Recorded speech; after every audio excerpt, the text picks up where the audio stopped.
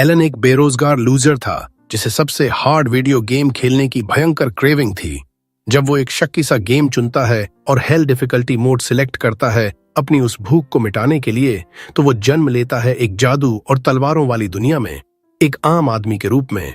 असल जिंदगी वाला गेम, बिना किसी ट्यूटोरियल के, बिना रीट्राई के। एलन एक हार्डकोर गेमर है। घास क्या होती है ये भी नहीं जानता। पूरा दिन कमरे में गेम खेलता रहता है, एकदम डिजनरेट बनके। फिर गेम को गालियां देता है कि इतना भी आसान क्यों है भाई। अब उसे ऐसी गेम चाहिए जो उससे भी ज्यादा मुश्किल हो, उसके गर्लफ्रेंड बनने से भी ज्यादा मुश्किल। नेट पर सबसे हॉरिबल बैलेंस वाली, सबसे दर्द देने वाली गेम ढूंढने लगता है। लेकिन जैसे ही सर्च बटन दबाता है, पीसी स्क्रीन अचानक बदल जाती है। एक ऐसी गेम का एड आ जाता है जो कभी खत्म नहीं होती। एड कहता है, हमारे साथ आओ तलवार और जादू की फंतासी दुनिया में, और अपनी उस बिंदास कॉन्फिडेंस में, कोई गेम इतना हार्ड नहीं जो मुझे हरा सके। जैसा उसकी एक्स भी कहती थी, वो ट्राई करने का फैसला करता है। पहले डिफिकल्टी लेवल चुनने का ऑप्शन आता है, इजी, नॉर्मल, एक्स्ट्रा। फिर दिखता है हेल मोड, वार्निंग के साथ, इतना डिस्पेयर आएगा कि पछताने की भी फुर्सत या ताकत नहीं बचेगी। एलन कंधे उचकाता है, ये लाइन तो सुनी सुनाई लग रही है यार, और हेल मोड लॉक कर देता है। गेम बताता है हेल मोड में लेवल अप करने के लिए नॉर्मल मोड से 100 गुना ज्यादा एक्सपी चाहिए। फिर कैरेक्टर क्लास की लिस्ट दिखाता है। सबसे आसान स्वॉर्ड्समैन और स्पीयर यूजर, हीरो और demon lord extremely high difficulty, लेकिन सबसे ऊपर सबसे खतरनाक डिफिकल्टी रेटिंग समनर क्लास। और यही चाहिए था एलन को। वो चुन लेता है। सोशल क्लास मिलती है, सर्फ यानी गेम वर्ल्ड में आम आदमी किसान। पता चलता है गेम अभी अल्फा टेस्टिंग में है। एलन सोचता है, अरे मैं तो गेम टेस्टर बन गया। खुश होकर टर्म्स एंड कंडीशंस एक्सेप्ट कर लेता है। जैसे ही बटन दबाता है, मॉनिटर से तेज रोशनी निकलती है और एलन जमीन से गायब। अगले ही पल खुद को अंधेरे गुनगुने पानी में महसूस करता है। पहले तो रिलैक्सिंग लगता है, फिर अचानक समझ आता है ये अंधेरा और गुनगुना पानी होना नहीं चाहिए। और चीजें तब और खराब हो जाती हैं जब चारों तरफ से दबाव बढ़ने लगता है। वो चिल्लाता है, कोई मुझे बाहर निकालो, और दूसरी दुनिया में एक औरत ठीक वैसा ही कर रही होती है। जोर से धक्का मारती है और पॉप, एलन उसके गर्भ से बाहर निकल आता है। गेम वर्ल्ड में एंट्री हो जाती है, लॉबी से सीधे। तब समझता है गेम ने झूठ नहीं बोला था, ये सच में तलवार और जादू की दुनिया है। लेकिन फिर भी यकीन नहीं होता कि वो आइस स्काई वाले आइसक्रीम वाले एनिमे जो वो मजाक उड़ाता था, वो सब रियल हैं। जोर से कह तो नहीं सकता, बस रोता रहता है। उसके पिता उसे गोद में उठाए हुए हैं। गेम सिस्टम वेलकम कहता है, अगर तुम रास्ते की सारी मुश्किलों को पार कर गए तो दुनिया का सिद्धांत समझ जाओगे। 1 साल बीत जाता है। एलन पूरी तरह बेबी का रोल निभा रहा है। अंदर से 35 साल का बेरोजगार गेमर होने के बावजूद बोल नहीं सकता अभी, लेकिन पुरानी जिंदगी की यादें और दिमाग पूरी तरह बरकरार हैं, और वो इसके लिए सच में शुक्रगुजार है। पता चलता है उसके मम्मी पापा एक बेनाम गांव में रहते हैं, लोकल लॉर्ड को टैक्स देते हैं, खेती बाड़ी करते हैं। पापा रोडेन, मेहनती, फैमिली वाला आदमी। मम्मी थेरा, स्वीट, अभी लेट टीन्स में। एलन देखता है कितने रोमांटिक हैं उसके माता पिता। समझ जाता है जल्दी ही छोटे भाई बहन आने वाले हैं। एक रात डिनर के बाद मम्मी उसे सुलाकर वापस खाना खाने जाती है। अकेला रहते ही एलन सोचता है अपने स्टेट्स चेक कर लूं। स्टेटस विंडो समन करता है, कुछ नहीं होता। ये नई बात नहीं, कितनी बार ट्राई कर चुका है। समनर क्लास का इस्तेमाल समझ नहीं आ रहा, स्टेटस विंडो तक नहीं खुल रही। आज फिर हाफ हार्टेडली ट्राई करता है। अचानक एक किताब सामने आ जाती है। एलन घबरा जाता है, जोर से चीख मारता है। मम्मी पापा दौड़ कर आते हैं। फटाफट किताब गायब कर देता है और सोते हुए बड़बड़ाने का नाटक करता है। वो चले जाते हैं। फिर से किताब समन करता है। उसमें स्टेट्स हैं, स्किल्स की डिटेल है। लेवल 1 समनर, 2 स्किल्स समन और क्रिएट। जितना इस्तेमाल करेगा उतना लेवल अप होंगे। कुछ समन्स क्रिएट कर सकता है। अभी सिर्फ H रैंक के कीड़े और जानवर। मुश्किल लगती है, बहुत हाई डिफिकल्टी। अचानक किताब के बीच का पन्ना चमकता है और खुल जाता है। एक लेटर है एल्मिया की तरफ से, जिसने ये दुनिया बनाई है। माफी मांग रहा है कि ग्रिमोयर स्टेटस विंडो भेजने में देर हो गई। कहता है तुमने जो क्लास चुनी वो अभी टेस्टिंग में है, बहुत पेपर वर्क हुआ, जल्दी तैयार करवाया, अब मजे करो गेम के। एलन को डिले से फर्क नहीं पड़ता, अब बस गेम एक्सप्लोर करने का मन है। समनिंग पेज पर जाता है, कुछ कीड़े समन करने की कोशिश करता है। कोई जादू, कोई स्पेल, कुछ भी काम नहीं करता। तब समझता है शायद पहले क्रिएट करना पड़ेगा, फिर समन ट्राई करता है। एक इंसेक्ट कार्ड क्रिएट हो जाता है। समन करने से पहले ही मम्मी की आवाज आती है। फटाफट सोने का नाटक। अब सच में नींद भी आ रही है। सोचता है कल सुबह करेंगे। अगले दिन मम्मी पापा काम पर व्यस्त हैं। एलन रात वाला क्रिएट किया हुआ कीड़ा समन करता है। नीली रोशनी की छोटी छोटी गेंदें कमरे में भर जाती हैं। फ्यूज होकर एक विशाल टिड्डा बन जाता है। एलन हक्का बक्का ऑर्डर देता है, लेकिन वो एकदम नॉर्मल बेवकूफ कीड़ा निकलता है। किसी की नहीं सुनता। ग्रिमोयर में इन्फो चेक करता है। नाम दे सकता है, डेना रख देता है।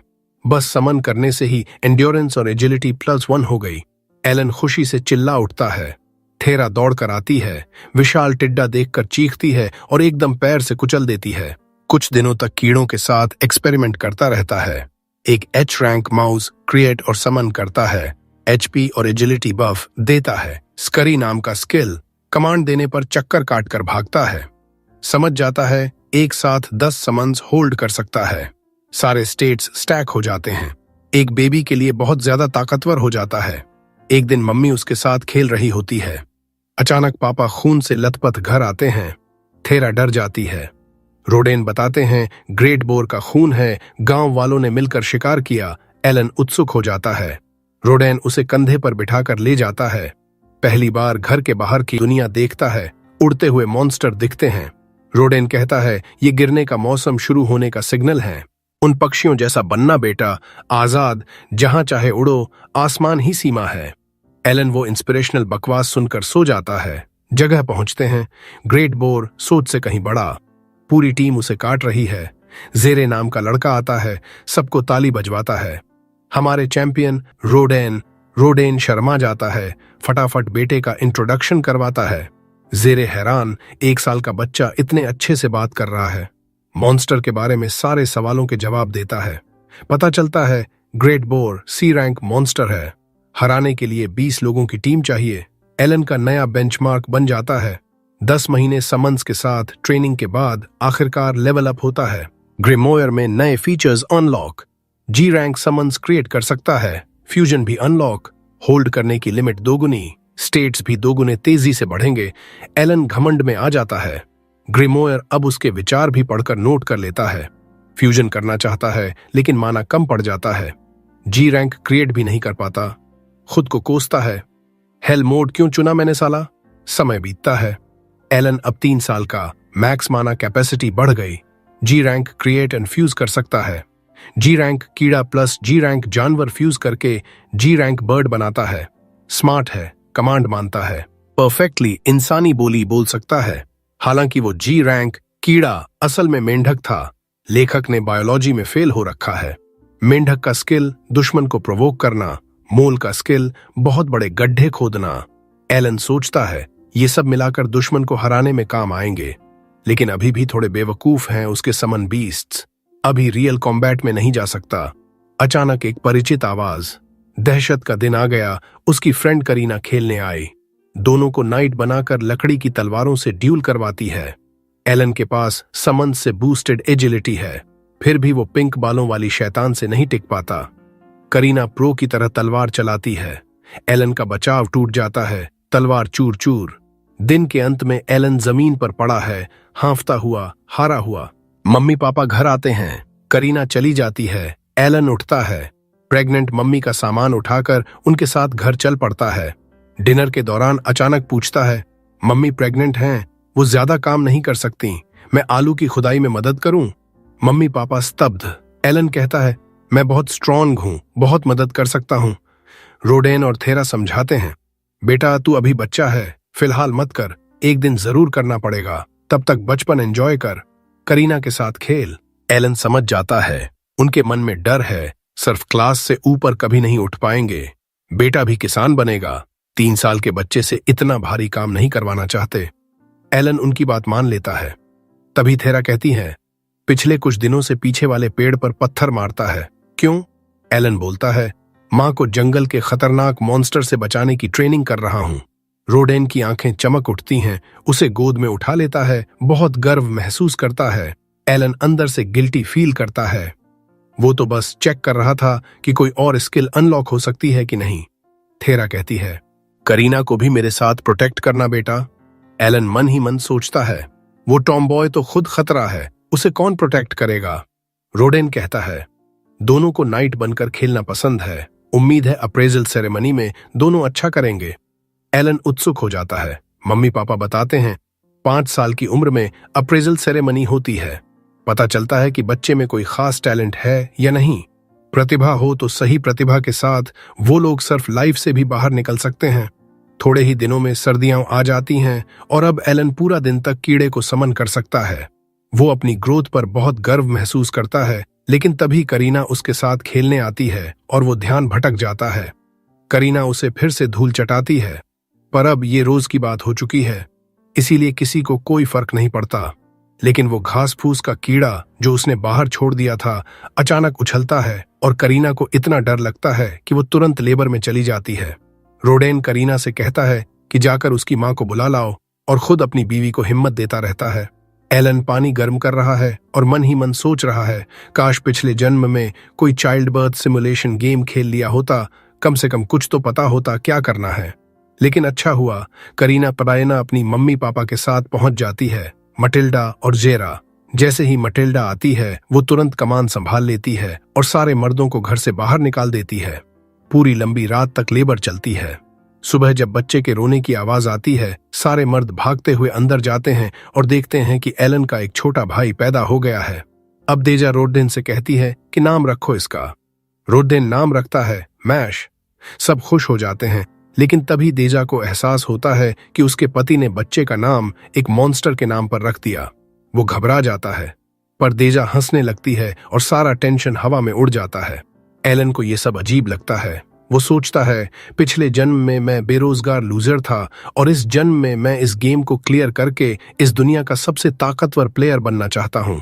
फैमिली का ये प्यार भी बहुत अच्छा लग रहा है और कहीं ना कहीं वो पूरी फैमिली को सर्वडम से बाहर निकालना चाहता है। कुछ साल बाद रोडेन एलन को पास के गांव ले जाता है। छोटा एलन उत्सुक है कि ये अप्रेजल सेरेमनी क्या चीज है। रोडेन बताता है, ये एक खास मौका है जिसमें सबसे नीचे के सर्व से लेकर सबसे ऊंचे नोबल तक 5 साल का होने पर सब बच्चे हिस्सा लेते हैं। अगर किसी में अच्छी प्रतिभा निकल आई तो वो अपनी सोशल क्लास से ऊपर उठ सकता है, लेकिन कंपटीशन बहुत जबरदस्त है। एलन आखिरी बात पर और उत्सुक हो जाता है। रोडेन हंसते हुए कहता है, यहाँ इंटरनेट नहीं है ना, तो लोग बोरियत मिटाने के लिए दूसरी मस्ती करते हैं, और बर्थ कंट्रोल अभी तक इजाद नहीं हुआ तो वो मस्ती से ढेर सारे बच्चे पैदा हो जाते हैं। इस साल बहुत सारे बच्चे 5 साल के हो रहे हैं, जिसमें एलन और उसकी बेस्ट फ्रेंड करीना भी शामिल है, जो अपने पापा के साथ गांव की तरफ जा रही है। वे लोग उस बड़े गांव में पहुंचते हैं जहां कॉमनर रहते हैं। करीना तो बस तलवारबाज बनकर नाइट बनने का सपना देख रही है, लेकिन एलन की नजर सिर्फ गांव पर टिकी है। ये गांव उनके गांव से कहीं ज्यादा खुशहाल और साफ सुथरा है। यहाँ के कॉमनर अच्छे कपड़े पहने, नहाए धोए, साफ सुथरे लगते हैं, जबकि उनके सर्फ तो बिल्कुल बेघर झंकियों जैसे दिखते हैं। उसे हैरानी होती है कि सर्फ और कॉमनर दोनों को एक साथ अप्रेजल के लिए आने दिया जा रहा है, लेकिन साफ दिखता है कि गांव वाले सर्फों से नफरत करते हैं। फिर सब चर्च में पहुंचते हैं। पादरी बच्चों और माता पिता का स्वागत करते हैं और कहते हैं कि भगवान सब बच्चों को बराबर मौका देते हैं जब वो इस दुनिया में आते हैं। वो अपने देश के लेजेंडरी हीरोज़ की बात करते हैं जो सरफट पैदा हुए थे। तभी एलन को समझ आता है कि इस गेम में सोशल क्लास और कैरेक्टर क्लास आपस में कैसे जुड़े हैं। पादरी सबको अंदर ले जाते हैं और ऑल्टर के सामने रुकते हैं। एलन देखता है वही क्रिएशन के भगवान एल्मिया की मूर्ति जिसने कुछ दिन पहले उसे लेटर भेजा था। पादरी गांव के मुखिया को उनके बेटे के साथ पहले बुलाते हैं। बच्चे से कहते हैं कि क्रिस्टल बॉल पर हाथ रखो, पीछे काली चट्टान पर तुम्हारे स्टैट्स दिख जाएंगे। बाउल कट वाला गोरा लड़का नर्वस होकर हाथ रखता है। काली चट्टान पर उसके सारे स्टैट्स दिखते हैं, बिल्कुल वैसा जैसा एलन अपने ग्रिमोयर में देखता है। लड़के के सारे स्टैट्स एवरेज से नीचे हैं, सिवाय इंटेलिजेंस एंड लक के, और टैलेंट है मर्चेंट। उसके पापा खुशी से झूम उठते हैं। एलन को समझ नहीं आता इतना हंगामा क्यों। तभी उसका ग्रिमोयर पॉपअप होकर बताता है, सबको टैलेंट नहीं मिलता, टैलेंट मिलना अपने आप में बहुत बड़ी बात है। एलन को लगता है देव्स ने अच्छा किया कि ग्रिमोयर सिर्फ मुझे दिखता है, वरना सब देख लेते। फिर बाकी बच्चों की बारी आती है। एक बेचारे को कोई टैलेंट नहीं मिलता, फिर भी उसके पापा उसे गले लगा लेते हैं। एलन सोचता है मेरे पापा ने तो एक टेस्ट फेल होने पर मुझे घर से निकाल दिया था। अगला लड़का आता है, उसे एक्स यूजर का टैलेंट मिलता है और उसके स्टैट्स में पहली बार ए रैंक आता है। सब बच्चे अप्रेज हो जाते हैं। आखिर में सिर्फ करीना और एलन बचे हैं। पादरी लेडीज फर्स्ट का नियम अपनाते हैं और करीना को बुलाते हैं। वो उत्साह से भागकर क्रिस्टल बॉल के पास जाती है। जैसे ही हाथ रखती है, धांधली रोशनी निकलती है। स्टोन मॉन्यूमेंट पर उसके स्टैट्स दिखते हैं। पादरी हैरान रह जाते हैं। करीना को मिला है स्वॉर्ड लॉर्ड का टैलेंट और अटैक पावर एस रैंक। उसके पापा की खुशी का ठिकाना नहीं। अब तो ये लड़की पूरी फैमिली को सर्फडम से बाहर निकाल देगी। एलन को अब समझ आता है कि वो इतनी जबरदस्त क्यों लड़ती है। अब एलन की बारी। क्रिस्टल बॉल पहले हल्का सा चमकती है, फिर बंद हो जाती है और अचानक करीना से भी ज्यादा तेज रोशनी फूट पड़ती है। एलन बहुत एक्साइटेड है। अब मम्मी पापा को पता चलेगा मैं कितना कमाल का हूं। लेकिन उसके पापा पादरियों की तरफ देखते हैं क्योंकि वो पढ़ नहीं सकते। पादरी उदास होकर कहते हैं तुम्हारे बेटे में कोई टैलेंट नहीं है। एलन गाली देता है ये क्या एआई है बे। वो दौड़कर स्टोन मॉन्यूमेंट के पास जाता है। देखता है सारे स्टैट्स ई रैंक और टैलेंट कॉलम में लिखा है कैप्चर कोड या कुछ ऐसा। वो देव्स को कोसता है कि इतने जरूरी चीज में स्पेलिंग मिस्टेक क्यों कर दी। लेकिन तभी उसके पापा के प्यार भरे हाथ उसके कंधों पर पड़ते हैं। वो कहते हैं चलो घर चलते हैं बेटा। मम्मी पापा दोनों ये बात स्वीकार कर लेते हैं कि उनका बेटा टैलेंटलेस है। कहते हैं कोई बात नहीं, हमेशा तुम पर गर्व रहेगा। एलन को बहुत अच्छा लगता है कि इतने गरीब होने के बावजूद उसे इतना प्यार करने वाली फैमिली मिली। रात को वो सोचता है शायद हेल डिफिकल्टी मोड चुनने की वजह से मेरे स्टैट्स ई रैंक पर लॉक हैं। जहां दूसरे हताश हो जाते, एलन का जोश और बढ़ जाता है। वो हमेशा से ऐसा गेम खेलना चाहता था जो उसे रुला दे अपनी मुश्किल से। लेकिन टैलेंट वाले टेक्स्ट की गड़बड़ अभी भी चुभ रही है। वो मन ही मन देव्स को बुरे रिव्यू देने का प्लान बनाता है। अगले दिन वो करीना के घर जाता है अपने मम्मी पापा के साथ। पापा बिना वजह चिढ़े हुए हैं। करीना के घर में पार्टी चल रही है, लेकिन रोडेन बस मुंह फुलाए बैठे हैं। जेरा भी उनसे खींच रहा है। दोनों एक दूसरे पर पैसिव एग्रेसिव कमेंट करने लगते हैं। रोडेन जेरा से कहता है इतना इमैच्योर मत बनो, अपनी बेटी की इतनी बड़ी टैलेंट का जश्न मनाओ। जेरा तमतमा कर बोलता है तू इतना कहने की हिम्मत कैसे कर रहा है जब तूने खुद फैमिली के रिश्ते तोड़ने की बात कर दी। सब हैरान।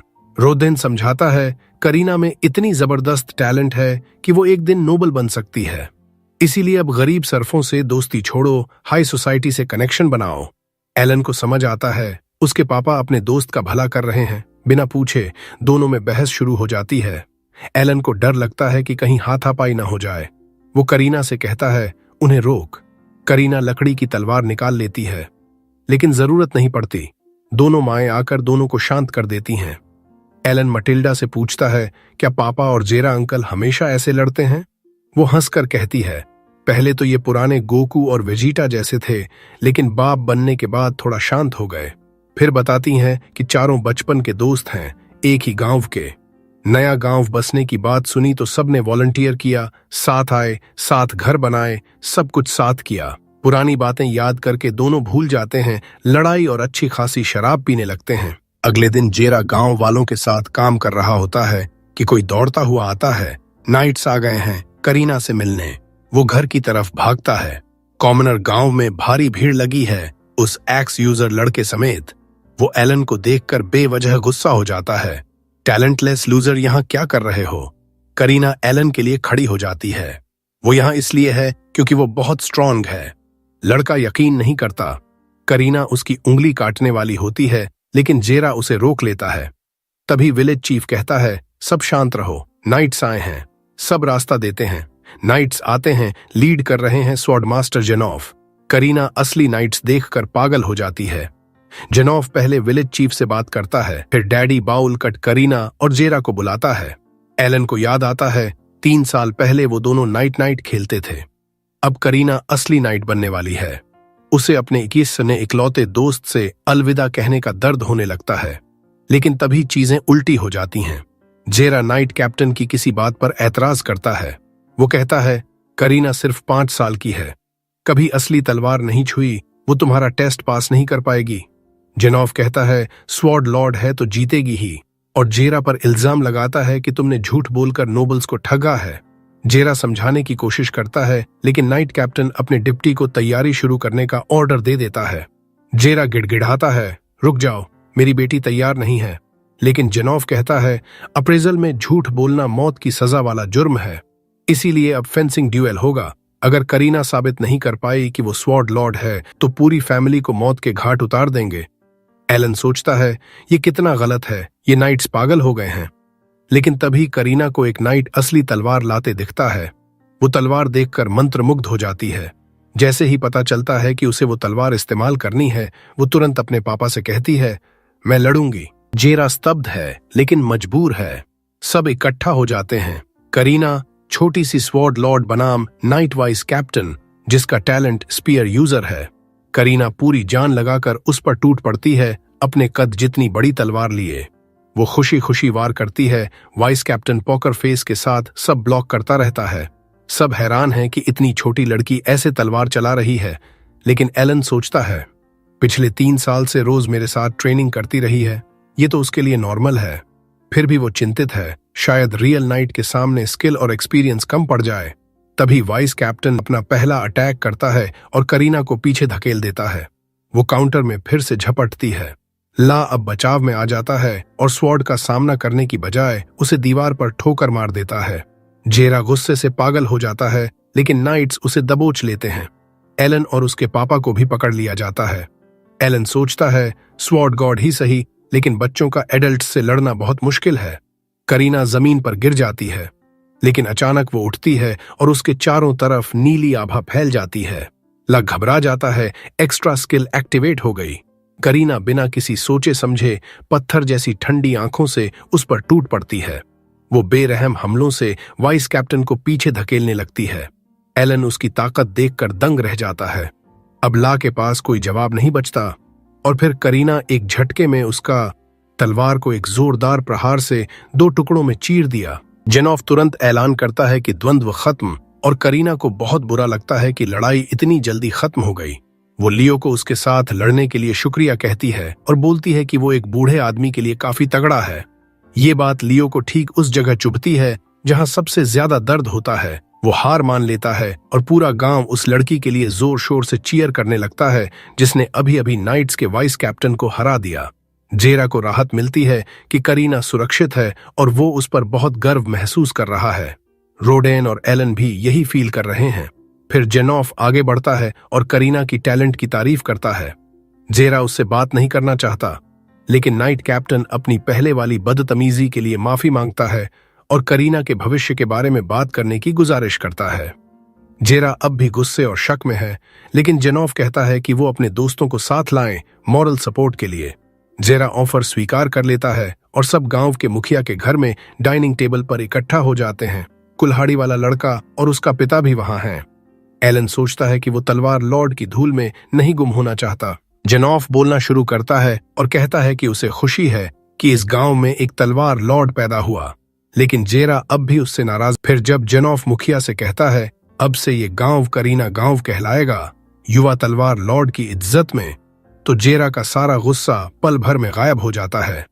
नाइट कैप्टन आगे बोलता है कि 3 साल पहले एक बैरन के बेटे को तलवार लॉर्ड पाया गया था। उसे राजा की सेवा में रखा गया, लेकिन वो कमजोर लग रहा था।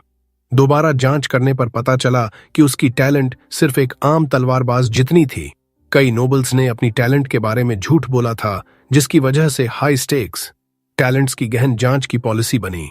वो फिर से जेरा से माफी मांगता है कि उसकी बेटी को ट्रायल से गुजारना पड़ा। अब जेरा को वजह समझ आ जाती है और वो बात छोड़ देता है। जेनॉफ कहता है कि वो करीना को वैसे ही पालते रहें जैसे अब तक पाला है। जब वो 12 साल की होगी तो अकादमी में जा सकती है और सीधे राजा के अधीन नाइट बन सकती है। कुल्हाड़ी वाला लड़का पूछता है कि क्या वो भी अकादमी जाकर नाइट बन सकता है। उसका पापा तुरंत समझाने लगता है कि उसका बेटा कुल्हाड़ी यूजर है और वो भी नाइट बनना चाहता है। जेनॉफ हामी भरता है और कहता है कि जल्द ही एक ट्यूटर इस गांव में भेजा जाएगा और लड़के को मेहनत करने को कहता है ताकि अकादमी में जा सके। एलन चुपचाप सबको देख रहा है और टेबल से फल चुरा रहा है। तभी करीना कहती है कि वो सब साथ अकादमी जाएंगे। डोगोरा तुरंत बोल पड़ता है कि बेवकूफ और बेकार बच्चे अकादमी नहीं जा पाएंगे। बस करीना फिर उससे लड़ने लगती है। जेनोफा अब लड़के के बारे में उत्सुक हो जाता है। जेरा उससे और रोडेन को इंट्रोड्यूस करता है। बूढ़ा नाइट तुरंत खड़ा होकर रोडेन द बोअर स्लेयर को सलाम करता है। रोडेन हैरान है कि नाइट कैप्टन उसका नाम जानता है। जेनोफ बताता है कि इस इलाके का बैरन सर्दियों में उनके द्वारा सप्लाई किया जाने वाला बोअर मीट बहुत पसंद करता है और रोडेन के बारे में हंट्स के MVP की कहानियां भी सुनी हैं। वो बैरन की तरफ से उसकी तारीफ करता है। एलन को एहसास होता है कि उसके पापा सचमुच बहुत कूल हैं। घर लौटते वक्त रोडेन एलन को समझाता है कि मेहनत करने वाले आम लोग भी पहचाने जा सकते हैं। वो कहता है कि गर्व से जियो और मेहनत करो क्योंकि तुम्हें मेरे जीन हैं। एलन खुशी खुशी वो फल निकालता है जो उसने चुराए थे और पता चलता है कि वो सच में उसके जीन हैं क्योंकि रोडेन ने भी 2-3 चुरा लिए थे। तभी अचानक एलन ऐसे चिल्लाने लगता है जैसे उसकी सॉसेजर्स जिप में फंस गई हो। हालांकि उसके दुनिया में जिपर अभी बने ही नहीं हैं। असल वजह यह है कि आखिरकार सालों की मेहनत के बाद उसका लेवल अप हो गया है। उसके सारे पुराने स्किल्स लेवल अप हो गए और ऊपर से उसे नया स्किल मिला है, एनहांस। एलन सोचता है कि क्या वो इस नए स्किल से अपने समन्स को और ताकतवर बना सकता है। उसी दौरान उसे पता चलता है कि अब वो F रैंक क्रिएचर्स भी क्रिएट और समन कर सकता है। वो पहले से उम्मीद कर रहा था। अब सोचने लगा कि पहले से बने क्रिएचर्स को फ्यूज करके कौन सी नई चीजें बना सकता है। वो दुलू लैंड में घुसता है और अपने इस पिटिफुल लेवल पर ड्रैगन समन करने की ख्वाहिश करता है।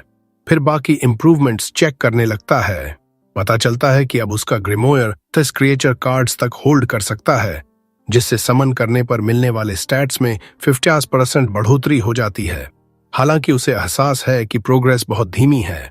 पिछले लेवल अप को 2 साल हो चुके हैं, लेकिन वो उस गड्ढे को ज्यादा नहीं सोचता जो उसने रोज पत्थर मार मार कर पेड़ में बनाया है। दूसरी तरफ उसकी माँ फिर से प्रेग्नेंट है और एलन अब घर के कामों में हाथ भंटाता है। मम्मी पापा सोच रहे हैं कि इस बार लड़का होगा या लड़की, और दोनों को उम्मीद है कि लड़की हो ताकि नाम मां रख सके। तभी एलन को पता चलता है कि उसका माना फिर से फुल हो गया है। वो ग्रिमोयर खोलता है और क्रिएशन के गॉड एल्मिया का एक और लेटर मिलता है। वो गॉड का नाम जोर से बोल देता है और पापा तपाक से डांटते हैं कि भगवान का नाम ऐसे नहीं लेना चाहिए। एलन पूरा लेक्चर नहीं सुनना चाहता, इसलिए सबका ध्यान भटकाने के लिए कहता है कि पापा की पुरानी वाली स्कार बांध पर गायब हो गई है। रोडेन बताता है कि बोअर हंट के दौरान गॉड्स का ट्रायल पास हुआ था। एलन उत्सुक होकर पूछता है। रोडेन बताता है कि कभी कभी हंट के दौरान अचानक एनर्जी का बर्स्ट आता है और सारे घाव पूरी तरह ठीक हो जाते हैं। एलन समझ जाता है कि ये लेवल अप का ही प्रोसेस है, जिसे इस दुनिया के NPCs गॉड्स का ट्रायल कहते हैं। वो सोचता है कि पापा तो बहुत हाई लेवल पर होंगे क्योंकि वो वेटन बोअर हंटर हैं और उसके मुकाबले वो अभी भी लेवल 1 पर अटका है। हालांकि उसके समन स्किल 2 बार लेवल अप हो चुके हैं, लेकिन उसे मॉन्स्टर्स शिकार करके लेवल अप करना होगा। समस्या ये है कि हंटिंग के अलावा सर्फ्स बिना परमिशन के गांव से बाहर नहीं जा सकते। वो अपना आइडिया सॉफ्ट लॉन्च करता है कि हंटिंग पर जाना कितना अच्छा होगा, लेकिन रोडेन तुरंत उसे डांट देता है कि हंटिंग बहुत खतरनाक चीज है, बच्चों को जंगल के पास भी नहीं फटकना चाहिए। एलन निराश हो जाता है, लेकिन रात को वो डेव्स के भेजे लेटर को चेक करने का फैसला करता है। जैसा उसने सोचा था, डेव्स ने वो टेक्स्ट ग्लिच फिक्स कर दिया जहां अप्रेजल सेरेमनी में ब्लैक मॉन्यूमेंट पर उसका समनर क्लास नहीं दिख रहा था। इसके अलावा उन्होंने पोप को डिवाइन ऑरेकल भेजकर नए जॉब क्लास के बारे में अवेयर करा दिया है। अब आगे से सही दिखेगा। साथ ही उसकी सारी स्किल्स के ई पर अटके रहने का इश्यू भी सॉल्व कर दिया। नॉर्मल कैलकुलेशन ग्रोथ रेट से पोटेंशियल निकालती है, इसलिए डेव्स ने उसे स्पेशल पोटेंशियल डिस्प्ले पेज भेजा है जो ग्रोथ स्पीड पर डिपेंड नहीं करता।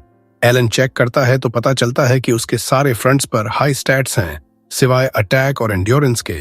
माना और इंटेलिजेंस पर S रैंक है, जो समनर के लिए सही है, लेकिन हेल मोड चुना है, इसलिए पोटेंशियल तक पहुंचना लगभग नामुमकिन है। फिर भी एलन ग्राइंड से कभी नहीं डरता। वो तुरंत अपना एनहांस स्किल ग्रासहॉपर मॉन्स्टर पर ट्राई करता है। पता चलता है कि स्किल सिर्फ समन्ड क्रिएचर के स्टैट्स बूस्ट करता है, उसके अपने स्टैट्स पर कोई असर नहीं।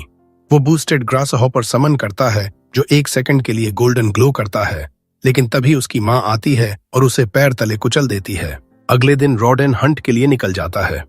एलन घर के सारे काम निपटाकर एक्सपेरिमेंटेशन में लग जाता है।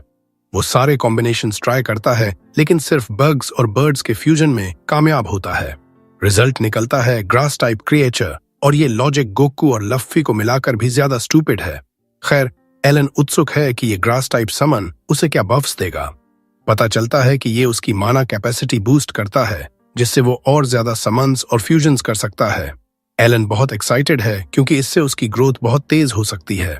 वो तुरंत क्रिएचर समन करता है, एक सेब जिसमें स्टिक्स, आर्म्स और लेग्स बने हैं। एलन समझता है कि ये लिविंग एप्पल कॉम्बैट के लिए नहीं बना, उसकी स्पेशल एबिलिटी है अरोमा। वो कमांड देता है तो वो अचानक जमीन में धंस जाता है और एक लंबा सैपलिंग बनाता है जो बहुत मीठी खुशबू देता है। एलन सोचता है कि ये तो बहुत घटिया एबिलिटी है, लेकिन माँ को खुशबू बहुत पसंद आती है तो वो सैपलिंग वहीं छोड़ देता है। बाद में करीना फिर प्रैक्टिस के लिए आती है। हालांकि एलन को फिर वैसे ही धुलाई मिलती है, लेकिन वो नोटिस करती है कि वो थोड़ा बेहतर हो गया है। एलन जानता है कि वजह है उसका स्वॉर्ड मास्टरी स्किल, जो रोज करीना के साथ प्रैक्टिस से लेवल 3 तक पहुंच गया है। साथ ही समन्ड क्रिएचर्स से मिले एक्स्ट्रा स्टैट्स भी। वो जाने के बाद बैकयार्ड में पेड़ पर पत्थर मारने लगता है, लेकिन मेंटली बर्नआउट फील कर रहा है क्योंकि अभी तक एक भी लेवल अप नहीं हुआ। छोटे भाई माश की देखभाल, घर के काम, माँ का नए वर्कर्स क्रिएट करने में बिजी रहना, सब चल रहा है। वो सोचता है कि पत्थर मारने की ट्रेनिंग बेकार है। उसने एक छोटा सा पैच बना रखा है एप्पल ट्री सैपलिंग्स का, क्योंकि उसकी मीठी खुशबू से मना रिकवरी टाइम 6 घंटे कम हो जाता है। रात को एलन और उसकी माँ बेसब्री से रोडेन का इंतजार कर रहे हैं। उन्हें चिंता हो रही है क्योंकि वो इतनी जल्दी नहीं लौटने वाले थे। अचानक बाहर हंगामा सुनाई देता है। गांव वाले एक घायल रोडेन को लकड़ी की बोर्ड पर लिटाकर ला रहे हैं। एलन और माँ बाहर भागते हैं। रोडेन बहुत बुरी तरह जख्मी है, पेट पर बहुत बड़ा घाव है। जेरा बताता है कि बोअर के दांत ने सीधे पेट में मार दिया। अगर वो रेयर मेडिसिनल हर्ब न होते तो घर पहुंचने से पहले ही मर जाता। माँ पूछती है कि हर्ब कहां से आया। जेरा बताता है कि नाइट कैप्टन जेनॉफ ने करीना के साथ बदतमीजी की माफी में कुछ कोल्ड कॉइन्स दिए थे, उसी से हर्ब खरीदा। बाकी गांव वाले अचानक बोलने लगते हैं कि ये सब कॉमनर्स की वजह से हुआ और वो इसे अपने तरीके से सेटल करने को तैयार हैं। तभी माश हंगामा सुनकर रोने लगता है। एलन उसे अंदर ले जाकर सुला देता है। जेरा गांव वालों को घर जाने को कहता है और कहता है कि लड़ाई न करें, वो अपने बेस्ट फ्रेंड के पास रहकर देखभाल करेगा। एलन धीमे से पूछता है कि क्या सच में कॉमनर की वजह से पापा को चोट लगी। जेरा हाँ कहता है। वो बताता है कि कुछ दिन पहले मुखिया ने कहा था कि कॉमनर्स को भी बोअर हंट में शामिल किया जाए, क्योंकि बोअर मीट बहुत कीमती है। ज्यादातर मीट बैरन को जाता है, बाकी हंटर्स में बांटता है। कॉमनर्स सिर्फ जरूरी चीजें ट्रेड करके मीट ले सकते हैं और वो कभी हंट में वॉलंटियर नहीं करते, क्योंकि वो डरपोक हैं, जानते हैं कि विशाल मॉन्स्टर से नहीं निपट सकते। लेकिन इस बार जेनॉफ ने रोडेन को हीरो बताया तो कॉमनर्स को लगा कि उसके साथ सुरक्षित रहेगा। न जेरा को पसंद था न रोडेन को, लेकिन मुखिया के ऑर्डर को मना नहीं कर सकते थे। और तो और बहुत से कॉमनर्स ने प्रैक्टिस को सीरियसली नहीं लिया, क्योंकि वो सर्फ से ट्रेनिंग लेना नहीं चाहते थे, जो उनसे नीची क्लास के हैं। हंट के दिन कॉमनर्स को बोअर को डिस्ट्रैक्ट रखने की जिम्मेदारी दी गई ताकि बाकी लोग अटैक कर सकें, लेकिन उनके पास इतनी भी हिम्मत नहीं थी। हथियार फेंक कर भाग गए। एक बेवकूफ गिर पड़ा और रोडेन ने उसे बचाने के चक्कर में बोअर का दांत पेट में खा लिया। किसी तरह महान बोअर को मार दिया और हर्ब से रोडेन की जान भी बचा ली। जेरा एलन और नेर्जा से कहता है कि अगले दिन रोडेन का मीट शेयर ला देगा और उन्हें मजबूत रहने को कहता है। अगली सुबह एलन उठता है और देखता है कि माँ पापा की देखभाल कर रही है। वो कहता है कि वो ले लेगा काम, लेकिन माँ कहती है कि वो ठीक है। बस तभी रोडेन एक झटके से जागता है। अभी भी सोच रहा है कि वो शिकार के बीच में है। उसका परिवार उसे होश में वापस देखकर राहत की सांस लेता है। और इसी भावुक पल में एलन को अचानक एहसास होता है कि अब तक उसने अपना वक्त बिल्कुल गलत इस्तेमाल किया है। वो सिर्फ और मजबूत होने पर फोकस कर रहा था, लेकिन इसके पीछे कोई मकसद ही नहीं था। अब उसे समझ आ रहा है कि ये दुनिया उन लोगों के लिए कोई गेम नहीं है जो यहाँ रहते हैं, उसके परिवार सहित। इस दुनिया में रहने वाले लोग असली हैं और उसका परिवार भी उतना ही असली है। एलन फैसला करता है कि अब उसे अपनी ताकत का सही इस्तेमाल करना होगा, अपने परिवार को सुरक्षित रखने के लिए, खासकर अब जब उसके पापा कुछ वक्त तक हिल भी नहीं पाएंगे। ठीक उसी वक्त जेरा वहां पहुंचता है, रोडेन के हिस्से का शिकार लेकर। उसे एलन को फिर से ठीक देखकर बहुत खुशी होती है। जेरा रोडेन से कहता है, कुछ मत सोच, बस ठीक होने पर ध्यान दे। इस सर्दी में बाकी गांव वाले तेरे परिवार का ख्याल रख लेंगे। अचानक एलन बोल पड़ता है, अपने पापा से इजाजत मांगते हुए कि वो उनके सारे काम संभाल लेगा, परिवार की मदद के लिए। और उसी दिन से वो काम शुरू कर देता है, कुएं से पानी निकालना, फिर इतने भारी बाल्टी उठाना जिन्हें एक बड़ा आदमी भी मुश्किल से उठा पाए। सब हैरान रह जाते हैं कि एलन ऐसा कैसे बना हुआ है, लेकिन एलन ने तो अब सारे ब्रेक हटा दिए हैं। उसने अपनी फिजिकल स्ट्रेंथ को समन्स के जरिए मैक्स कर लिया है, क्योंकि परिवार की मदद के लिए यही सबसे जरूरी था। और उसे इस बात की परवाह नहीं कि इससे ध्यान जाएगा, क्योंकि बाहर की दुनिया को डिस्ट्रैक्ट करने के लिए उनके पास पहले से ही करीना है। घर में पानी पहुंचाने के बाद वो खेतों में जाता है जेरा से आलू उखाड़ना सीखने। जेरा कहता है, दोनों हाथों से पकड़कर उखाड़ो, लेकिन एलन तो फ्लेक्स मारता है, एक हाथ से ही पूरा गुच्छा उखाड़ फेंकता है। बोलता है, ये ताकत तो पापा से मिली है। और फिर पूरा दिन मेहनत करके सारे आलू उखाड़ डालता है। बाद में वो कटे हुए आलूओं को देखता है और सोचता है, कितना अन्याय है कि बारन इनमें से आधे से ज्यादा आलू ले जाएगा जो सर्फों ने इतनी मेहनत से उगाए हैं। तभी उसे घर की तरफ मेहमान आते दिखते हैं, गांव का मुखिया और वो बेवकूफ जिसकी वजह से रोडेन जख्मी हुआ था। मुखिया फल का तोहफा लेकर आया है और वो आदमी माफी मांग रहा है कि उसकी गलती से रोडेन को चोट लग गई। रोडेन बड़े प्यार से जवाब देता है, अगर शिकार जारी रखना है तो अब से ज्यादा सावधान रहना। लेकिन बीजा इतनी आसानी से माफ करने को तैयार नहीं। वो उसे खरी खरी सुनाती है, हर किसी का परिवार होता है घर लौटने को, चाहे वो किसी भी क्लास का हो। किसी की जान को इतनी बेपरवाही से मत खेलो। तभी बाकी सर्फ भी रोडेन की हालत देखने आ पहुंचते हैं। उनकी अजीब हरकतें देखकर बीजा का गुस्सा ठंडा पड़ जाता है। अगले दिन एलन अकेला जंगली घास के मैदान में जाता है और अपना जीनियस प्लान शुरू करता है, सर्दी में परिवार को बचाने का। वो इन्वेंट्री से मेंढक समन्स करता है, चेहरा हाथों से ढकता है क्योंकि सारे मेंढक उस पर कूद पड़ते हैं, फिर जमीन पर उतरते हैं। फिर वो कुछ नूब लेवल के जाल लगाता है और मेंढकों को उनकी प्रोवोक्ड स्किल यूज करने को कहता है। उम्मीद है कि इससे कुछ जंगली पक्षी आकर्षित होंगे और वो उन्हें पकड़ घर ले जाएगा। लेकिन बहुत देर इंतजार करने के बाद भी कुछ नहीं आता। वो हार मानने वाला होता है, तभी एक पक्षी आता दिखता है। वो तैयार हो जाता है पकड़ने को, लेकिन तभी समझ आता है ये कोई साधारण पक्षी नहीं बल्कि बी रैंक मॉन्स्टर अलबाहरेन है। वो बिना सोचे जाल तोड़ देता है और एक एक करके मेंढकों को हरा देता है। एलन समझ जाता है कि वो इस बी रैंक मॉन्स्टर का मुकाबला नहीं कर सकता और भागने लगता है। लेकिन तभी उसका स्टेटस विंडो सामने आता है। वो सोचता है फिजिकल स्टैट्स को लिमिट तक बूस्ट करने के बाद अब वो इसे हरा सकता है। वो पलटकर लड़ने का फैसला करता है, मॉन्स्टर के सिर पर पत्थर फेंकता है और तलवार लेकर सीधा चार्ज करता है। मॉन्स्टर जवाबी हमला करता है, लेकिन एलन कुत्तों का पैक समन्स कर देता है जो मॉन्स्टर को काटकर उसे व्यस्त रखते हैं। लेकिन वो भी ज्यादा देर नहीं टिक पाते। पक्षी मॉन्स्टर जल्दी ही सबको हरा देता है। एलन फिर तलवार लेकर लड़ता है। इस बार मॉन्स्टर का हमला और जोरदार होता है क्योंकि समन्स मरने से उसके बफ्स चले गए हैं।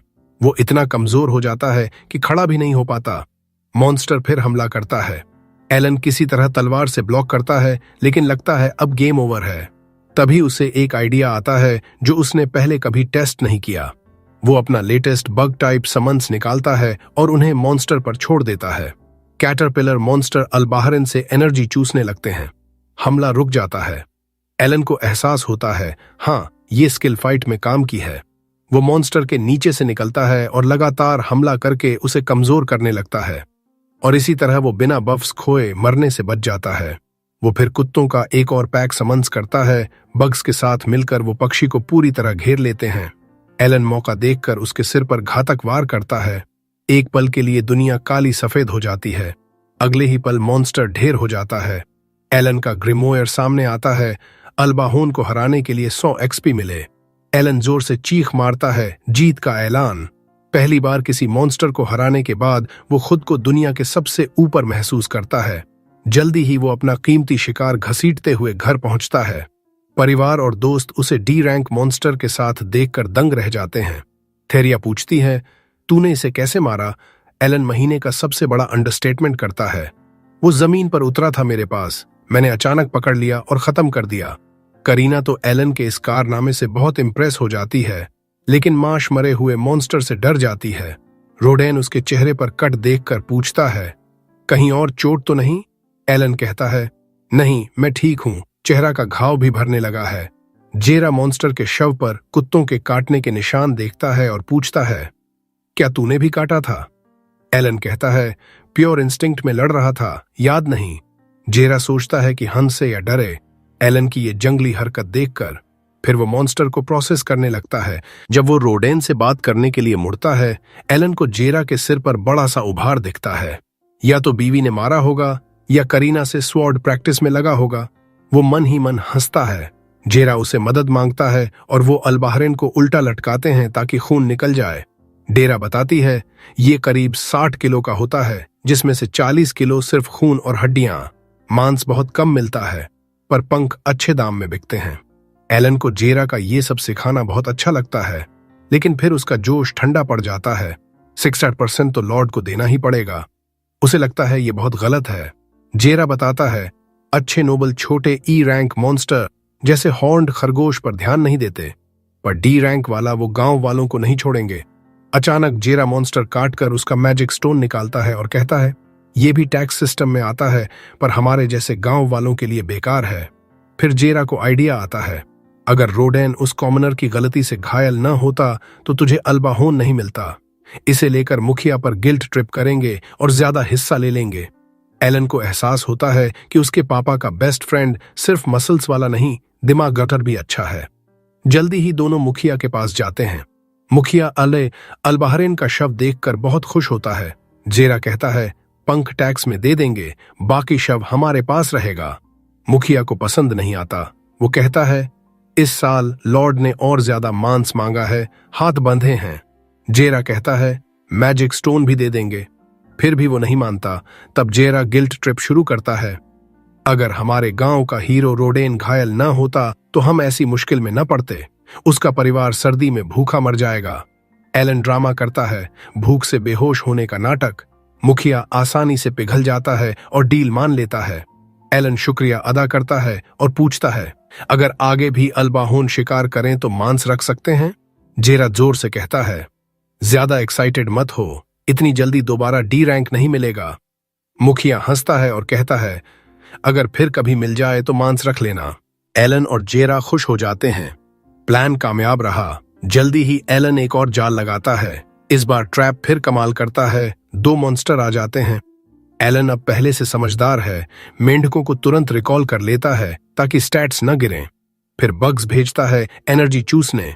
पत्थर मारकर बैलेंस बिगाड़ता है। कुत्ते भेजता है काटने और फिर लकड़ी की तलवार से सिर पर वार करके दोनों को खत्म कर देता है। इस बार किसी भी समंस की जान नहीं जाती। वो खुद पर गर्व करता है। तभी ग्रिमोयर सामने आता है। 8000 एक्सपी मिले, लेवल 2 हो गया। एलन बहुत खुश होता है। स्टैट्स चेक करता है। हेल्थ और माना फुल रिस्टोर, सारे स्टैट्स बहुत बढ़ गए हैं। वो ग्रिमोयर को गले लगा लेता है। 6 साल बाद आखिरकार लेवल अप हुआ। वो फैसला करता है कि अब परिवार को भी अपना राज बताएगा। दोनों अल्बाहोन घर ले जाता है। रोडेन हैरान रह जाता है कि इस बार 2 मार लाया, लेकिन कुछ नहीं कहता।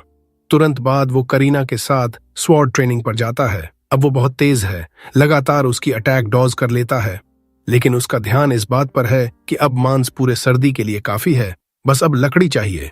वो सोचता है अगर 20 और अल्बाहोन मार ले तो लेवल 3 हो जाएगा, पर यह सर्दी में नामुमकिन लगता है। सोच में इतना खो जाता है कि करीना पीछे से चुपके से सिर पर मार देती है। उसकी विनिंग स्ट्रीक बरकरार। रात को एलन मम्मी पापा से कहता है सीट बेल्ट बांध लो, कहानी इमोशनल रोलर कोस्टर वाली है। वो बताता है कि जब वो 1 साल का था तब गॉड एल्मिया का ओरेकल आया था। उसने कहा था कि वो उसे ताकत और हिकमत देगा। इसी वजह से वो बाकी बच्चों से ज्यादा मजबूत और समझदार है। लेकिन कृष्ण के गॉड ने एक बड़ी हैंडीकैप भी दी। ऐसे चैलेंजेस जो 100 लोग मिलकर भी नहीं पार कर सकते, उन्हें अपनी ताकत और हिकमत से पार करना होगा। डेजा सदमे में आ जाती है और गॉड से शिकायत करती है, मेरे बच्चे को इतना सख्त इम्तिहान क्यों दिया। रोडेन दूसरी तरफ कहता है, आज तूने ट्रायल पास किया होगा क्योंकि चेहरे का घाव भर गया है। एलन को तब एहसास होता है। रोडेन कहता है, मुझे पता है गॉड के ट्रायल पार करना कैसा होता है। अचानक डेजा पूछती है, फिर अप्रेजल सेरेमनी में तुझे कोई टैलेंट क्यों नहीं दिखा। एलन बताता है, एल्मिया का दूसरा ओरेकल आया था। रोडेन डांटते हैं, भगवान का नाम आदर से लो। एलन माफी मांगता है और आगे बताता है, मेरा जॉब क्लास इतना नया था कि अप्रेजल में दिखा नहीं और स्टैट्स कम दिखे क्योंकि नॉर्मल मेथड मेरे ग्रोथ रेट पर डिपेंड करता है जो मेरे हैंडीकैप की वजह से स्लो है। हैंडीकैप उसके मम्मी पापा अब उसकी टैलेंट के बारे में उत्सुक हैं, लेकिन एलन उन्हें ये नहीं बता सकता कि वो समनर है, क्योंकि लोग डरने लगेंगे कि वो खतरनाक मॉन्स्टर्स को कंट्रोल कर सकता है।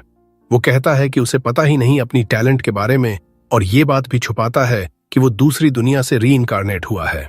अचानक उनकी कैस उसे जोर से गले लगा लेती है और पूछती है, तूने पहले क्यों नहीं बताया? मैं तो सोच रही थी तू पागल है, रोज पेड़ पर पत्थर मार रहा है, पर तू तो बस भगवान की ट्रायल्स को पार करने की प्रैक्टिस कर रहा था। रोडेन पूछता है कि अब आगे क्या प्लान है। एलन कहता है कि वो ट्रायल्स का सामना सीधे सामने करेगा। रोडेन को अच्छा लगता है। वो कहता है, बहादुर बन, जो चैलेंज गॉड एल्मिया ने तेरे लिए तैयार किए हैं उनका मुकाबला कर। कहीं अटक गया तो हमसे मदद मांग लेना। फिर वो चेतावनी भी देता है, लेकिन ये बात सीक्रेट रखना। अगर कोई ओरेकल के बारे में झूठ बोलने का इल्जाम लगा देगा तो मुश्किल हो जाएगी। हालांकि रोडेन खुद जेरा को बताने का मन बना लेता है और घमंड से कहने वाला है, मेरे बेटे को क्रिएटर गॉड खुद से ओरेकल मिला है। ये तो क्रिना के स्वॉर्ड लॉर्ड होने से भी बड़ा कमाल है।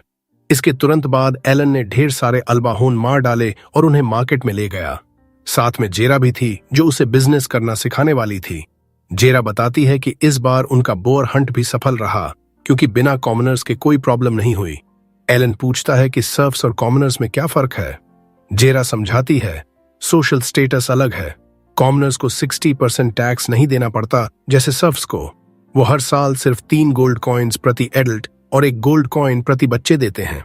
एलन उत्सुक होकर पूछता है कि सर्फ आवर्स कॉमनर कैसे बन सकते हैं। जेरा कहती है, पूरे परिवार के लिए 10-10 गोल्ड कॉइन्स का ट्रिब्यूट देना पड़ता है, या फिर लॉर्ड खुद रिवॉर्ड देकर प्रमोशन दे दे। एलन को अंदाजा होता है कि उसकी मां तो बच्चों को जन्म देती ही रहती है, तो अगले साल 50 की जगह 60 गोल्ड कॉइन्स चाहिए होंगे। उसे जल्दी से 50 गोल्ड कमाने पड़ेंगे। फिर वो ट्रेडिंग कंपनी में जाते हैं और ड्राइड मॉन्स्टर मीट के बदले नमक लेते हैं। उसके बाद जेरा उसे अलग अलग दुकानों पर ले जाती है और वो चीजों के एक्सचेंज रेट सीखता है। अगली बार एलन अकेले मार्केट जाता है और रिसर्च करता है कि पैसे से चीजें कितनी में आएंगी। थोड़ी देर में पता चलता है कि अल्बाहोन जर्की का एक पैकेट 1 सिल्वर कॉइन में बिकता है। 50 गोल्ड कमाने के लिए तो उसे 500 अल्बाहोन मारने पड़ेंगे। वो ग्राइंडिंग के बारे में सोचना छोड़ देता है। फिर मेडिकल स्टोर पर जाता है और माना रिकवरी पोटियन मांगता है। दुकानदार कहता है, ऐसी फैंसी चीजें हमारी सस्ती दुकानों में नहीं रखते। एलन दूसरे मेडिसिनल हर्ब्स देखता है और ग्रिमोयर में उनके स्केच बना लेता है। फिर पूछता है, म्यूलर की फ्लावर्स हैं। दुकानदार नाम सुनते ही डिफेंसिव हो जाता है। कहता है कि आखिरी बार जेरा आई थी, आधी दाम लेकर भी घुटनों पर बैठकर गिड़गिड़ाई थी कि उसके दोस्त की जान बचानी है। दुकानदार को मानना पड़ा था। बाद में जेरा ने बाकी पैसे दे दिए थे, फिर भी वो आज तक नाराज है। एलन अचानक उसे मीट का पैकेट थमा देता है और कहता है, थैंक यू, म्यूलर की फ्लावर्स ने पापा की जान बचाई थी। फिर ब्लैकस्मिथ शॉप पर जाता है और 50 सिल्वर कॉइन्स वाली वेपन्स देखकर सपने देखना छोड़ देता है। तभी एक्स यूजर डोगोरा आ जाता है और चिल्लाता है, अरे मेरे बाप की दुकान पर क्या कर रहा है तू? एलन उस रूड ब्रैड से उलझना नहीं चाहता। कहता है, बस देख रहा था, और चल देता है। लेकिन डोगोरा बेवजह उसे मुक्का मार देता है और कहता है, मेरा मिनियन बन जा।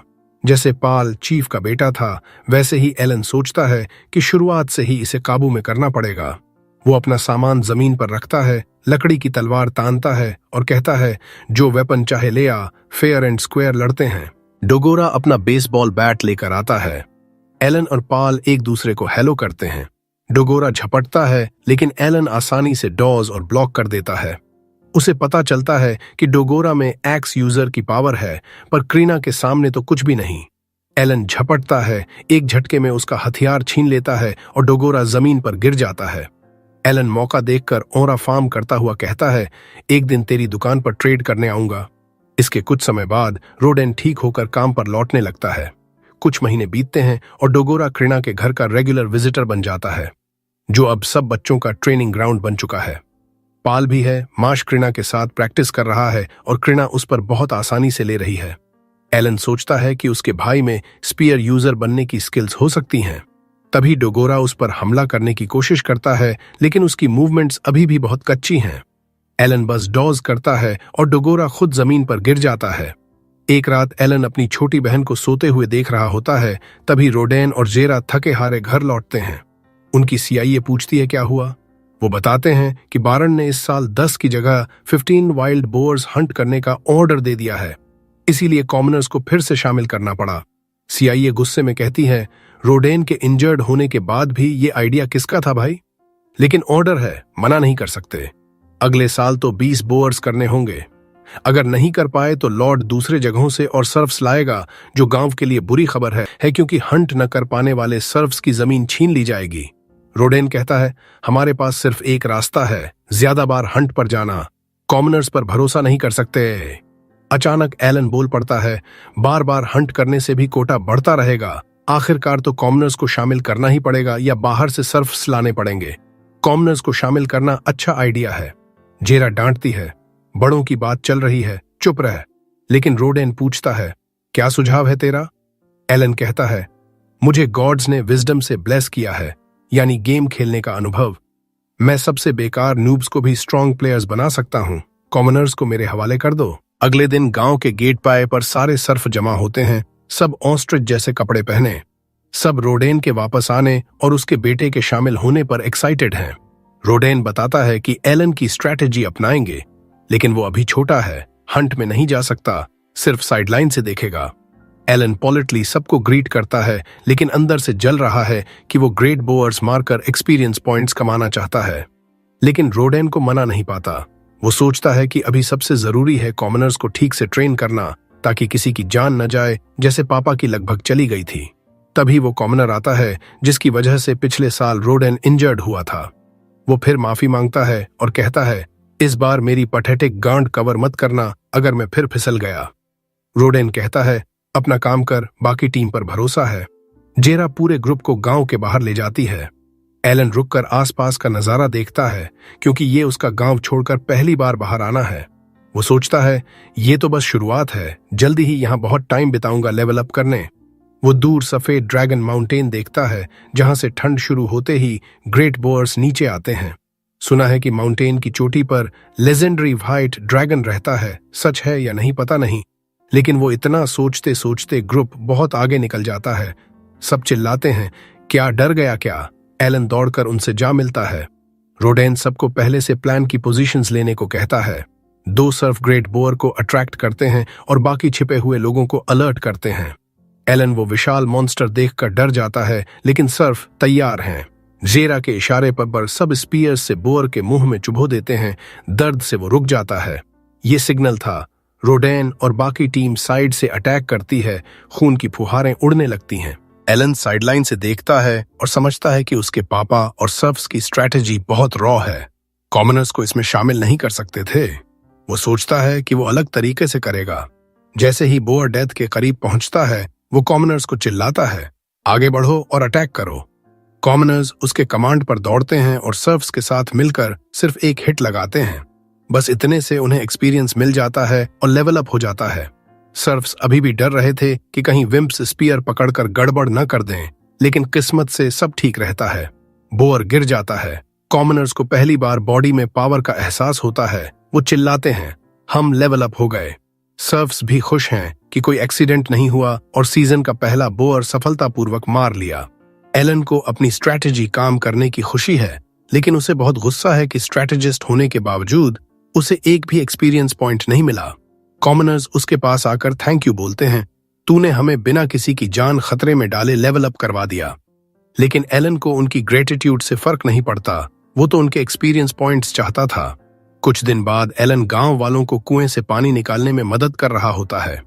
सब पूछते हैं, फिर हंट पर जाएगा? वो कहता है, हाँ, साइडलाइन से ही। फिर उनसे रिक्वेस्ट करता है कि रोडेन को मना करवाएं कि वो भी हंट ज्वाइन कर ले। सब डरते हैं, रोडेन से कहेंगे तो गेंदों में लात पड़ जाएगी। गांव का बूचर भी कहता है, मैं तो खुशी खुशी तेरी जगह हंट पर चला जाऊं, मजा आएगा, लेकिन मेरी बीवी प्रेग्नेंट है, रिस्क नहीं ले सकता।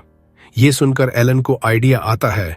वो बूचर को अपने बैकयार्ड में ले जाता है, जहां ढेर सारे अल्बाहोन लटके हुए हैं, ब्लड ड्रेन हो रहा है। बूचर देखकर दंग रह जाता है। एलन कहता है, इन्हें बूचर करके दे दो, हर अल्बाहोन के बदले 2 पैकेट मीट दूंगा। बूचर को डील इतनी अच्छी लगती है कि वो तुरंत मान जाता है।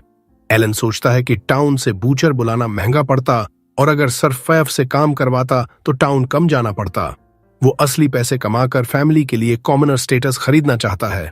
अगले दिन फिर हंट पर जाते हैं। इस बार और ज्यादा कॉमनर्स साथ हैं। नए कॉमनर्स को शक है कि स्ट्रैटेजी काम करेगी या नहीं, लेकिन सीनियर्स भरोसा दिलाते हैं पूरी तरह सेफ है, आसानी से लेवल अप हो जाएगा। एलन सोचता है कि कॉमनर्स की संख्या धीरे धीरे बढ़ानी चाहिए ताकि जल्दी 2 टीम बन जाएं और ज्यादा बोअर्स मार सकें, लेकिन बारन की बढ़ती डिमांड से उसे शक होता है। डोमेन में खाने की कमी तो नहीं लग रही, फिर बोअर मीट की इतनी जिद क्यों? उसकी सोच बीच में ही टूट जाती है। सर्फ्स सुअर को अपने साथ खींच कर लाते हैं। सब लोग वही पुरानी वाली स्ट्रैटेजी अपनाते हैं, हिट टैंक करके फिर सुअर पर साइड से हमला, और आम लोग भी शामिल हो जाते हैं। कुछ ही सेकंड में सुअर खून बहा बहा कर मर जाता है और सब लोग एक और कामयाबी पर जोर शोर से खुशी मनाते हैं। कॉमनर्स को फिर से लेवल अप करने की ताकत महसूस होती है, लेकिन इस बार वो अकेले नहीं होते। एलन भी लेवल अप हो चुका होता है। उसे बहुत मजा आता है कि उसकी प्लानिंग काम कर गई। भले ही शुरू में उसे ये सब बेवकूफी लगी थी, लेकिन जैसे ही सर्फ्स जंगली सुअर को पीछे खींच रहे थे, एलन ने चुपके से अपना ग्रास हॉपर ठीक सुअर के आगे समन कर दिया ताकि वो कुचल जाए। टेक्निकली ये एलन का हिट माना गया, और जब मॉन्स्टर मरा तो उसे भी एक्सपीरियंस का हिस्सा मिला। वो बहुत खुश है कि अब वो आसानी से ग्राइंड कर पाएगा और उस ग्रास हॉपर के लिए प्रार्थना करता है जिसने अपनी जान उसकी महान वजह के लिए कुर्बान कर दी। कुछ महीने बाद न्यू ईयर ईव आती है और एलन व करीना को चीफ के घर पार्टी में बुलावा मिलता है। वो कैंडीज और गिफ्ट्स लेकर घर लौटते हैं। एलन सोचता है कि चीफ ने उन्हें 15 सुअरों का कोटा पूरा करने के लिए शुक्रिया अदा करने का तरीका ये चुना है। घर पहुंचते हैं तो देखते हैं कि उनके परिवार ने पहले से ही बारबेक्यू शुरू कर दिया है। सब साथ मिलकर बारबेक्यू एंजॉय करते हैं। जेरा बच्चों से पूछती है कि चीफ ने उनके बारे में कुछ कहा क्या। एलन बताता है कि उसने कोटा पूरा करने के लिए थैंक यू कहा। जेरा को पीछे रखी बोतल दिखती है। जैसे ही एलन कंफर्म करता है कि चीफ ने उसे वो बोतल दी है, रॉडन और जेरा दोनों एकदम एक्साइटेड हो जाते हैं। एलन इसी मौके का इंतजार कर रहा था। वो अपना मास्टर प्लान लॉन्च करता है। अपने भाई मार्श से पूछता है कि क्या वो उसके साथ स्पीयर फाइटिंग प्रैक्टिस करना चाहेगा, क्योंकि उसमें स्पीयर यूजर बनने की टैलेंट है। दोनों बड़े कंफ्यूज हो जाते हैं और एलन से कहते हैं कि बोतल जल्दी दे दे और बाहर निकल जाए, लेकिन एलन मना कर देता है। कहता है कि चीफ ने बोतल उसे इसलिए दी क्योंकि वो पार्टी में नहीं आए थे। वो कहते हैं कि तू तो पी भी नहीं सकता। एलन बोलता है, ठीक है, अगर आप लोग मुझे किसी गेम में हरा दोगे तो बोतल ले लेना। जेरा तुरंत हाँ कर देता है, भले ही रॉडन उसे सावधान रहने को कहता है। एलन पूछता है, अगर मैं जीता तो मुझे क्या मिलेगा? रॉडन पूछता है, तुझे क्या चाहिए? एलन कहता है, अगर मैं जीता तो इस आने वाले साल की सारी सुअर हंट्स में मुझे भी स्पीयर लेकर जाने की परमिशन मिलेगी। रॉडन जेरा को एक नजर मारता है, जिसका मतलब है हमें तो खेल में फंसा लिया गया है, लेकिन अब पीछे नहीं हट सकते। वो दोनों एलन की शर्त मान लेते हैं और पूछते हैं कि कौन सा गेम खेलना है। एलन बोलता है, आर्म रेसलिंग। दोनों आदमी सोचते हैं कि अब तो खेल उनके हाथ में है। जेरा पहले जाता है और एलन से कहता है, मैं तुझ पर कोई दया नहीं करूंगा क्योंकि बोतल दांव पर लगी है। लेकिन उसे क्या पता कि एलन ने अपने समन कार्ड से फिजिकल स्ट्रेंथ बफ कर रखी है। जैसे ही मुकाबला शुरू होता है, जेरा दबदबा बनाता है, लेकिन फिर एलन अपनी असली ताकत लगाता है और उसे पीछे धकेल देता है। जेरा पूरी जान लगा देता है, फिर भी रोक नहीं पाता। एलन उसका हाथ पटक देता है। अपनी गर्लफ्रेंड के सामने अंकल को ऐसे बेइज्जत करने के बाद एलन अब अपने पापा को चैलेंज करता है। हाथ पकड़ते ही एलन इमोशनल हो जाता है, पापा के रफ और कैलस से भरे हाथ महसूस करके। रॉडन को भी भावुकता छू जाती है कि उसका बेटा अब इतना ताकतवर हो गया है कि उसके साथ मुकाबला कर सकता है। एलन उसे दिखाना चाहता है कि वो अब पूरा जवान हो गया है, लेकिन जैसे ही मुकाबला शुरू होता है, वो रॉडन का हाथ हिला भी नहीं पाता। रॉडन आसानी से उसे हरा देता है। एलन समझ जाता है कि उसके पापा का अटैक स्टैट्स 300 से ऊपर होगा। उसे अपने पापा की ताकत पर गर्व होता है और वो बोतल उन्हें सौंप देता है। रॉडन और जेरा पीना शुरू करते हैं। एलन कैलकुलेट करता है कि उनकी स्ट्रेंथ लगभग C और D रैंक के आसपास होगी। ये उसके लिए नॉर्मल लोगों की ताकत का बेंचमार्क बन जाता है और वो तय करता है कि वो भी उनकी लेवल तक पहुंचने के लिए कड़ी मेहनत करेगा।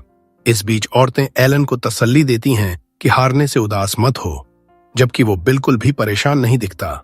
रॉडन कहता है, तू पहले से ही जेरा से ज्यादा मजबूत है, लेकिन जब तक तू मुझे न हरा दे, हंट में नहीं जाएगा।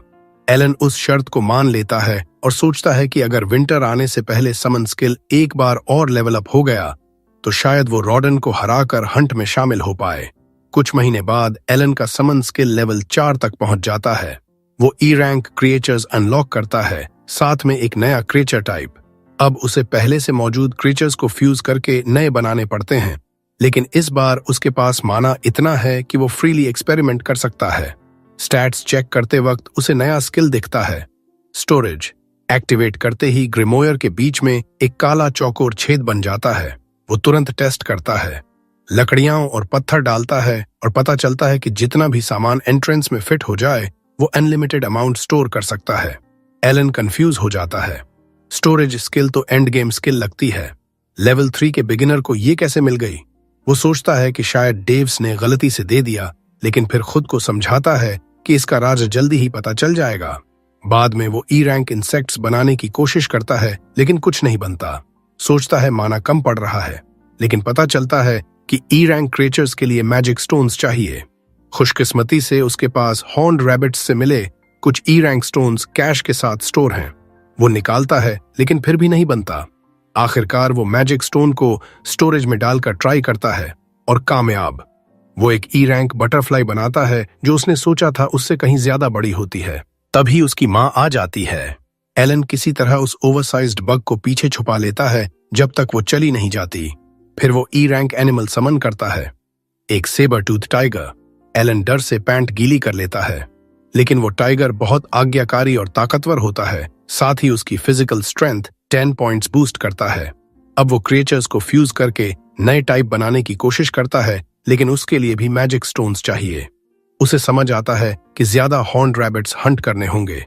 पापा से पूछता है तो पता चलता है कि पिछले साल गांव के चारों ओर ट्रेंच खोद दिया गया था। अब हॉर्न्ड रैबिट्स गांव के पास नहीं आते। एलन निराश होता है, लेकिन जल्दी ही मौका मिलता है। क्रीना डोगोरा के साथ स्पैरिंग को पूरी तरह पिटाई में बदल देती है। एलन पेल से मैजिक स्टोन्स के बारे में पूछता है क्योंकि वो सबसे पढ़ा लिखा है। पेल बताता है कि मॉन्स्टर्स से निकाले गए मैजिक स्टोन्स से मैजिक टूल्स बनते हैं, लेकिन डी रैंक से ऊपर वाले ही असल में काम के होते हैं। ई रैंक वाले तो बेकार हैं, इतने बेकार कि ट्रेनिंग ग्राउंड में भी पड़े मिल जाते हैं।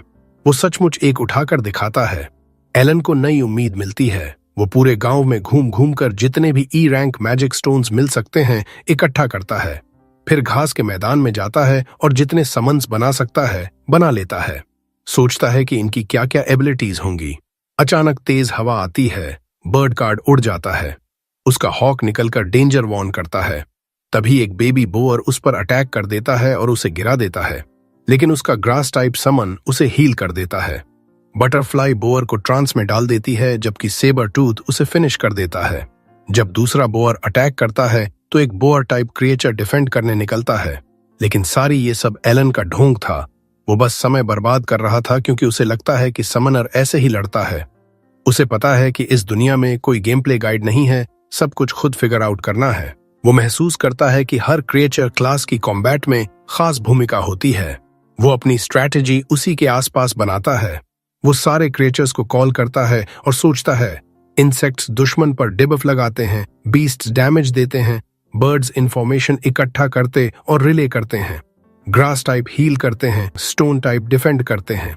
वो समझ जाता है कि वो अकेला ही पूरी पार्टी का काम कर सकता है, और यही वजह है कि समनर क्लास का इतना ज्यादा पोटेंशियल है। अब उसे समझ आता है कि स्टोरेज स्किल इसलिए दी गई ताकि वो हजारों मैजिक स्टोन्स हमेशा सुरक्षित कैरी कर सके। वो कसम खाता है कि वो दुनिया का सबसे ताकतवर इंसान बनेगा। कुछ दिन बाद विलेज चीफ एलन, रोडन और जेरा को मैंशन बुलाता है इंपॉर्टेंट बात के लिए। एडल्ट्स चीफ से बात करते हैं। हीरो स्पाइकी ड्रैगन फ्रूट खाता रहता है। चीफ बताता है कि नेक्स्ट मंथ बैरन खुद विजिट करने आएगा। रोडन और जेरा शॉक्ड हो जाते हैं कि लॉर्ड हम्बल विलेज आएगा। हीरो उस इडियट को हाई नहीं मानता जो हर विंटर 20 ग्रेट बोर्स हंट करवाता है।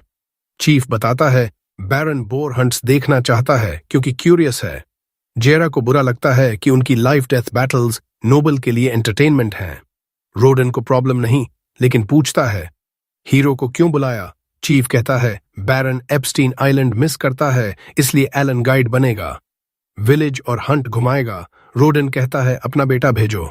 चीफ कहता है पेल टिमिड है, बैरन को सेटिस्फाई नहीं कर पाएगा। एलन को पूरे स्टे में बैरन को एंटरटेन करना होगा। हीरो को नहीं करना, लेकिन सेकंड थॉट पर सोचता है स्किल से इंप्रेस कर सकता है। इससे कॉमनर बनने में हंटिंग एल्बाहोन्स और जायंट बोर से ज्यादा जल्दी मदद मिल सकती है। वो चीफ की रिक्वेस्ट मान लेता है बैरन को गाइड करने की। जल्दी ही बैरन ग्रैनविल नाइट ऑर्डर के साथ आता है, कैप्टन ज़ीनॉफ के नेतृत्व में। डॉटर सेसिली भी साथ है। विलेज चीफ वेलकम करता है। चीफ के घर जाते हैं जहां हीरो टेम्पररी सर्वेंट है। ग्रैनविल चीफ की हार्ड वर्क की तारीफ करता है। पिछले 15 साल में कीना विलेज से सक्सेसफुल कोई नहीं रहा। चीफ हम्बली एक्सेप्ट करता है। ग्रैनविल सॉरी बोलता है बोर मीट हर साल ज्यादा मांगने के लिए। जानता था बर्डन पड़ रहा है, लेकिन किंग का ऑर्डर डिसोबे नहीं कर सकता। अचानक फ्यूरियस हो जाता है। कहता है सब वेग काउंट की फॉल्ट है, जिसने किंग को डिलिबरेटली बोर हंट्स के बारे में बताया ताकि उन्हें टफ स्पॉट में डाल दे। बटलर चिल करने को कहता है क्योंकि एंगर से चीफ डर रहा है। तभी फूड आता है। ग्रैनविल और डॉटर खाते हैं और डिलिशियस टेस्ट से डिलाइटेड हो जाते हैं। पूछते हैं क्या मीट है। चीफ हेजिटेट करता है। हीरो जंप करता है और बताता है एल्बियन मीट से बना डिश है। प्लेट पर बर्ड कल हंट किया गया फ्रेशेस्ट टेस्ट के लिए। सिली डिटेल्स एक्सप्लेन करता है। बैरन कॉन्फिडेंस और क्लैरिटी से इंप्रेस होता है। पूछता है चीफ का बेटा है क्या। चीफ कहता है रोडन का बेटा है। ज़ेनॉफ याद करता है पहले भी देखा था। हीरो ग्रीट करता है और कहता है कल हंटिंग ट्रिप में गाइड बनेगा। ग्रैनविल फिर इंप्रेस होता है मैनर्स से। पूछता है फादर नाइट है क्या। चीफ कहता है सर्फ है। स्पॉइल्ड डॉटर सेसिल इरिटेट होकर पूछती है सर्फ को डाइनिंग हॉल में कैसे आने दिया। डैड तुरंत स्कोल्ड करती है कि सर्फ्स भी टेरिटरी के मेंबर्स हैं, उन्हें कम इंसान नहीं समझ सकती। सेसिल सॉरी बोलती है डैड से, लेकिन हीरो को स्टिंक आई मारती है। हीरो सीरियसली नहीं लेता। ज़ेनॉफ हीरो से कुछ कहता है। वे सब अगले दिन होने वाले शिकार के बारे में जानने के लिए बहुत उत्सुक थे। बारन कहता है कि एक सर्दी में 20 बोर्स मारने का लक्ष्य बहुत ज्यादा है। अगर गांव वाले इसे हैंडल नहीं कर पाए तो नाइट्स खुद शिकार संभाल लेंगे। सेसिल उससे सहमत होती है और कहती है कि नाइट्स को बोर्स मारते देखना कितना कूल होगा, बजाय इन स्टूपिड विलेजर्स के। बारन को भी ये आइडिया अच्छा लगता है। वो कहता है कि नाइट्स को बेसिक्स सीखने के बाद वो ये जिम्मेदारी ले सकते हैं। तभी एलन बोल पड़ता है अपनी गांव की इज्जत बचाने के लिए। वो कहता है कि नाइट्स की जरूरत नहीं पड़ेगी क्योंकि गांव वाले अकेले ही आसानी से 20 बोर्स मार सकते हैं। वो गांव की औरा पर दांव लगा देता है और सबको कहता है कि कल उनका परफॉर्मेंस सारे शक दूर कर देगा।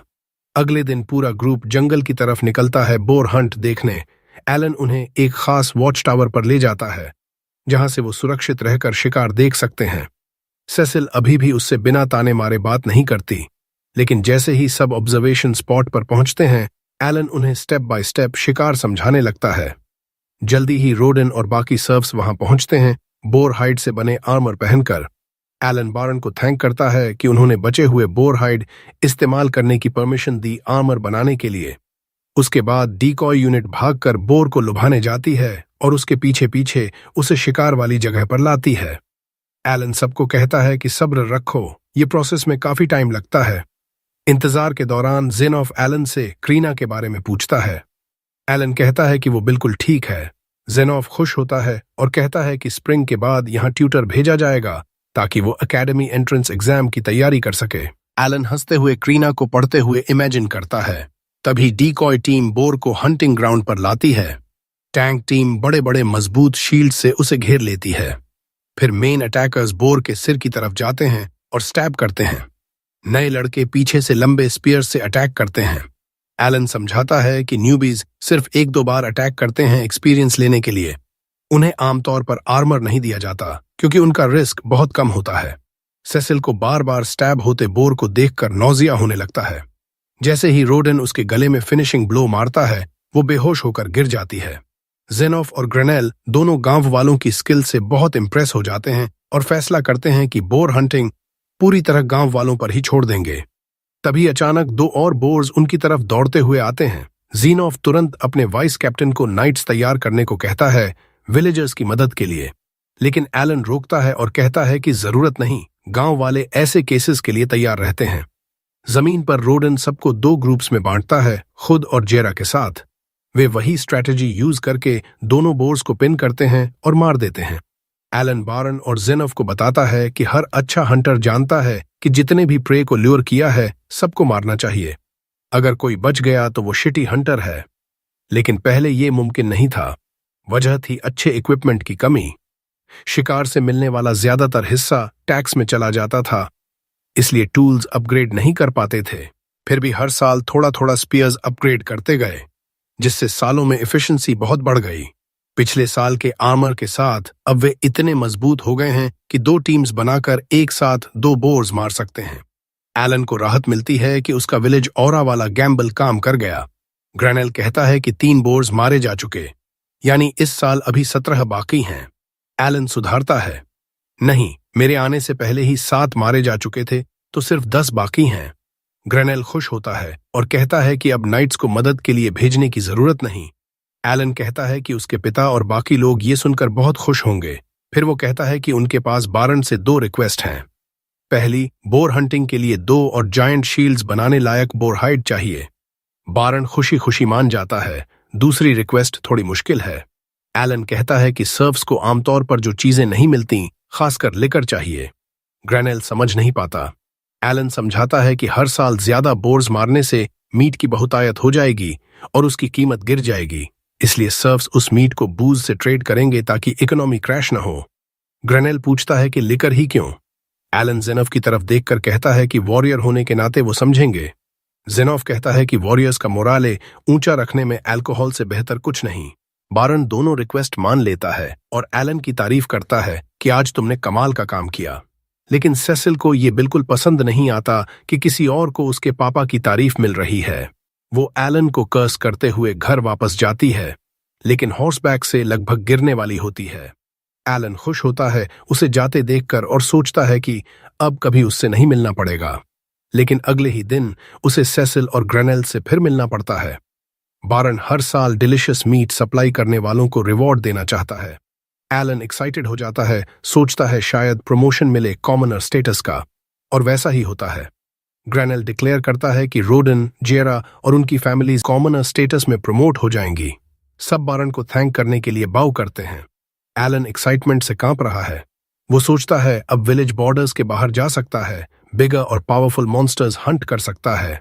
ग्रैनेल आगे कहता है कि कोई भी सर्फ जो 10 साल या उससे ज्यादा हंट्स में हिस्सा ले चुका है, वो भी कॉमनर प्रमोट हो जाएगा। रोडन और जेरा से लिस्ट तैयार करने को कहता है।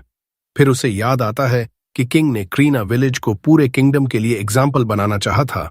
वो क्यूरियस होता है कि बोर हंट की शुरुआत कैसे हुई। रोडन का चेहरा थोड़ा सावर हो जाता है। जेरा कहता है कि ये स्टोरी उसके बेस्ट फ्रेंड के लिए पर्सनल है, तो वो बताएगा। वो बताता है कि 13 साल पहले जब ये विलेज बनना शुरू हुआ था, करीब 100 सर्व्स दूसरे विलेजेस से आए थे पॉपुलेट करने। कड़ी मेहनत के बाद उन्होंने बड़ा एरिया क्लियर किया और क्रॉप्स उगाए, लेकिन एक विंटर में ग्रेट बोर ने अटैक किया और सेव्ड फूड का ज्यादातर खा गया। सर्व्स डेवस्टेटेड हो गए। रोडन ने सजेस्ट किया कि बोर को हंट करके मीट बनाएं। सर्व्स उसके साथ फार्मिंग इक्विपमेंट लेकर बिना प्रॉपर वेपन्स या नॉलेज के लड़ने गए, लेकिन मैनेज करके बोर को मार दिया। ग्रैनेल कहता है कि उन्हें इस पर प्राउड होना चाहिए। फिर पूछता है रोडन को इतना क्यों बॉदर करता है।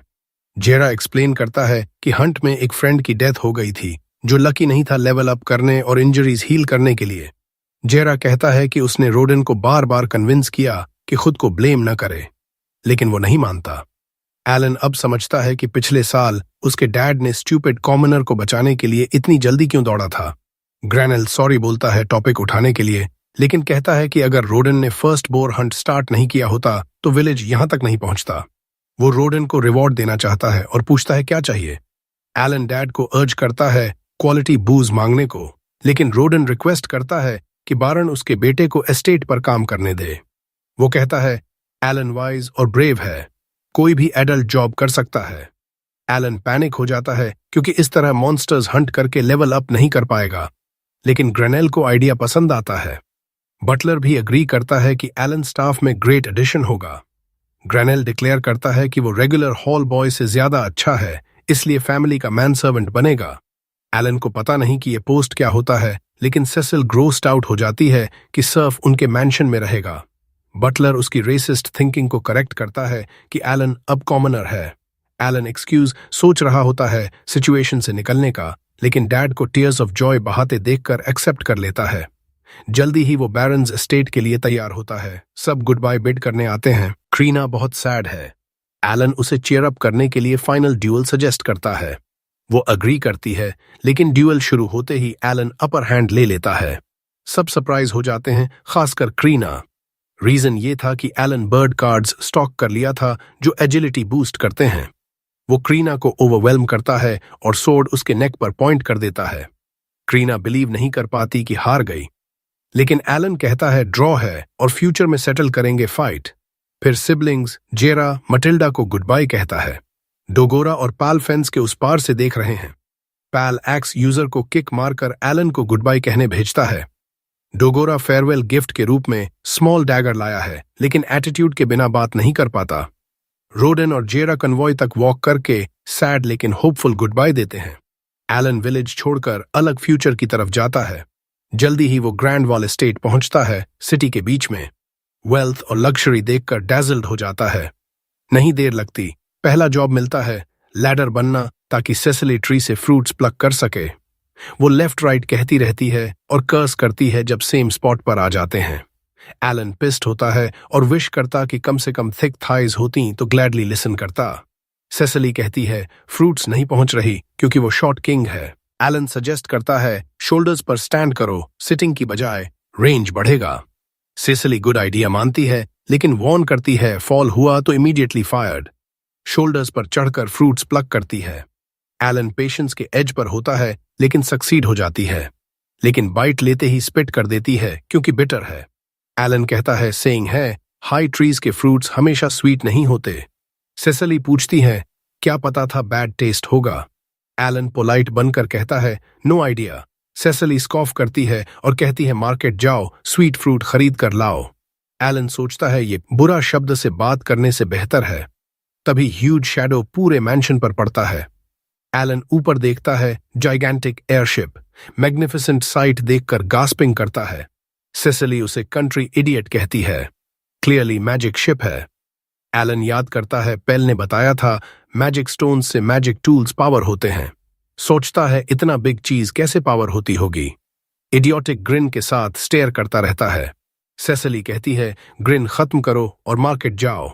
अगली सुबह एलन स्पाइडर वेब से कवर्ड शेड में वेकअप होता है, उसका new bedroom. Good night sleep से रिफ्रेश्ड और बेहतर फील होता है क्योंकि ई ranked grass type summons nice smell करते हैं और माना रिचार्ज कूल डाउन रिड्यूस करते हैं। एलन मूड में है चोर्स कॉन्कर करने का।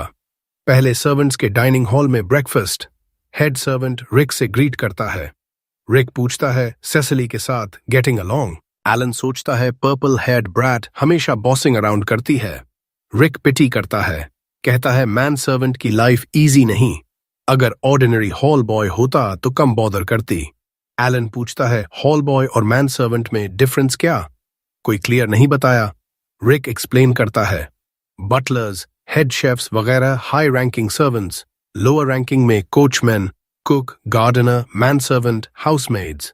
हाई और लो रैंकिंग सर्वेंट्स फैमिली का हिस्सा माने जाते हैं। Hall boys occasional helpers, family members नहीं काउंट होते। एलन नोट्स लेता है। पूछता है सर्वेंट्स सच में नोबल्स की फैमिली पार्ट? रिक यस कहता है। एलन समझता है डैड इतना इमोशनल क्यों था। बैरन ग्रैनविल को और रिस्पेक्ट से देखता है और वाव करता है हार्ड वर्क करके ट्रस्ट कमाएगा। बाद में बैरन और फैमिली के लिए ब्रेकफास्ट टेबल सेट करता है। सरप्राइज होता है कि वे वही प्लेन सूप और ब्रेड खा रहे हैं जो सर्वेंट्स खाते हैं। सोचता है बैरन ब्रोक है या सेव मनी करता है। बैरन्स वाइफ कॉम्प्लीमेंट करती है कि बेसिक्स क्विकली सीख लिया। एलन कहता है सीनियर्स की टीचिंग से लेडी इंप्रेस होती है और कहती है सर्व के लिए इंटेलिजेंट और वेल मैनर्ड है। ग्रेनल ऐड करता है एलन में टैलेंट नहीं है। सेसिली क्यूरियस हो जाती है, बोस्ट करती है वो विजर्ड है। एलन इंप्रेस होता है क्योंकि गेम मेन्यू में 2 स्टार टैलेंट था। वो प्राउडली कहती है एल्डर ब्रदर मीही सोर्ट्समैन है, लेकिन अदर ब्रदर थॉमस हर्ट लगता है। बैरन स्कोल्ड करता है सेसिली को टैलेंट्स पर बोस्ट नहीं करना चाहिए। थॉमस रोने लगता है कि वो ओनली वन विदाउट टैलेंट्स। बैरन चीयर अप करता है, कहता है नोबल्स कॉलेज इन कैपिटल जाएगा। थॉमस रोता है नहीं जाना, एकेडमी सिटी जाना है ब्रदर मीही की तरह। बैरन कहता है पॉसिबल नहीं, टैलेंट्स वाले एकेडमी सिटी जाते हैं, बाकी नोबल्स कॉलेज। वो बताता है खुद भी विदाउट टैलेंट पैदा हुआ था। कॉलेज गया, वाइफ मिली, फैमिली शुरू की। दोनों टॉमस को होप मत छोड़ने को कहते हैं। सेसिली फ्रस्ट्रेशन एलन पर निकालती है स्टिंक आई देकर। उस दिन हाफ डे ऑफ मिलता है। एलन सिटी स्ट्रीट्स एक्सप्लोर करने निकलता है। एडवेंचरर्स गिल्ड बिल्डिंग में जाते देखता है और फॉलो करता है। रिसेप्शनिस्ट से पूछता है एडवेंचरर बन सकता हूं? वो एज पूछती है, पता चलता है 8 साल का है। कहती है 4 साल बाद आना, तब एलिजिबल होगा। वो हार नहीं मानता और गिल्ड बिल्डिंग के आसपास इंफॉर्मेशन कलेक्ट करने लगता है। वो नोटिस बोर्ड पर जाता है जहां अलग अलग मॉन्स्टर पर बाउंटीज लगी हैं। उसे पता चलता है कि हॉर्न्ड रैबिट जैसे वीक मॉन्स्टर सिर्फ 1 कॉपर कॉइन देते हैं, लेकिन गॉब्लिन और ओक जैसे स्ट्रॉन्गर मॉन्स्टर सिल्वर कॉइन दिला सकते हैं। तभी पीछे से एक रगड एडवेंचरर उसे आवाज देता है और कहता है कि ये जगह बच्चों के लिए नहीं है। हीरो पोलाइटली कहता है कि वो जा रहा है, फिर अचानक पूछता है कि मॉन्स्टर पोस्टर्स पर स्पॉनिंग प्लेस क्यों नहीं लिखा है। एडवेंचरर उसके साथ बहस में बह जाता है और बताता है कि ये कॉमन मॉन्स्टर हैं, कहीं भी मिल जाते हैं, इसलिए स्पॉन प्लेस की जरूरत नहीं पड़ती। फिर उसे एहसास होता है कि वो बिना फी के एक ब्रैट को सिखा रहा है और फिर से हीरो को घर जाने को कहता है। हीरो समझ जाता है कि मिस्टर क्रॉपटॉप असल में पुशओवर है। वो पूछता है कि हर डिफिकल्टी रेटिंग के मॉन्स्टर कहां मिलते हैं। एडवेंचरर बताता है कि हायर रैंक के मॉन्स्टर ह्यूमन सेटलमेंट से बहुत दूर मिलते हैं और सबसे powerful monster white dragon mountains में पाए जाते हैं। हीरो उसका फायदा उठाता है और 200 गोल्ड कॉइन्स की बाउंटी वाले मॉन्स्टर के बारे में पूछता है। एडवेंचरर कहता है कि वो बहुत पावरफुल और फास्ट है, ऐसे मॉन्स्टर नाइट्स के लिए छोड़ दो। फिर हीरो व्हाइट ड्रैगन के बारे में पूछता है जिसके सिर पर 1000 गोल्ड कॉइन्स की बाउंटी है। पुशओवर जवाब देता है कि व्हाइट ड्रैगन इस रीजन का सबसे स्ट्रॉन्गेस्ट मॉन्स्टर है, कोई हरा नहीं सकता, लेकिन उसके माउंटेन में बहुत सारा प्रेशियस मिथरिल है, इसलिए बाउंटी बार बार बढ़ती जा रही है, पर कोई अपनी जान जोखिम में नहीं डालना चाहता। हीरो सोचता है कि अगर व्हाइट ड्रैगन की रिवॉर्ड बढ़ती जा रही है तो माउंटेन का मिथरिल बहुत वैल्यूएबल होना चाहिए। तभी पुशओवर के पार्टी मेंबर्स रेवन आ जाते हैं और आज किस पब में जाना है इस पर बात करने लगते हैं।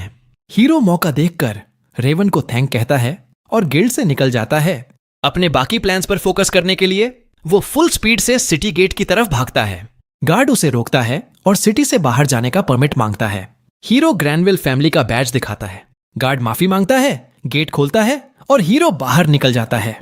वो बहुत एक्साइटेड है, सोच रहा है कि ढेर सारे मॉन्स्टर मारकर टन ऑफ एक्सपीरियंस लेगा। गार्ड चिंता में कहता है कि कम से कम किसी को साथ ले लो प्रोटेक्शन के लिए, लेकिन हीरो नहीं सुनता और दूर चला जाता है। वो डिसाइड करता है कि सिटी से ज्यादा दूर नहीं जाएगा, वरना मॉन्स्टर बहुत टफ हो जाएंगे। लेकिन वो कॉन्फिडेंट है कि टी रैंक मॉन्स्टर आसानी से मार सकता है।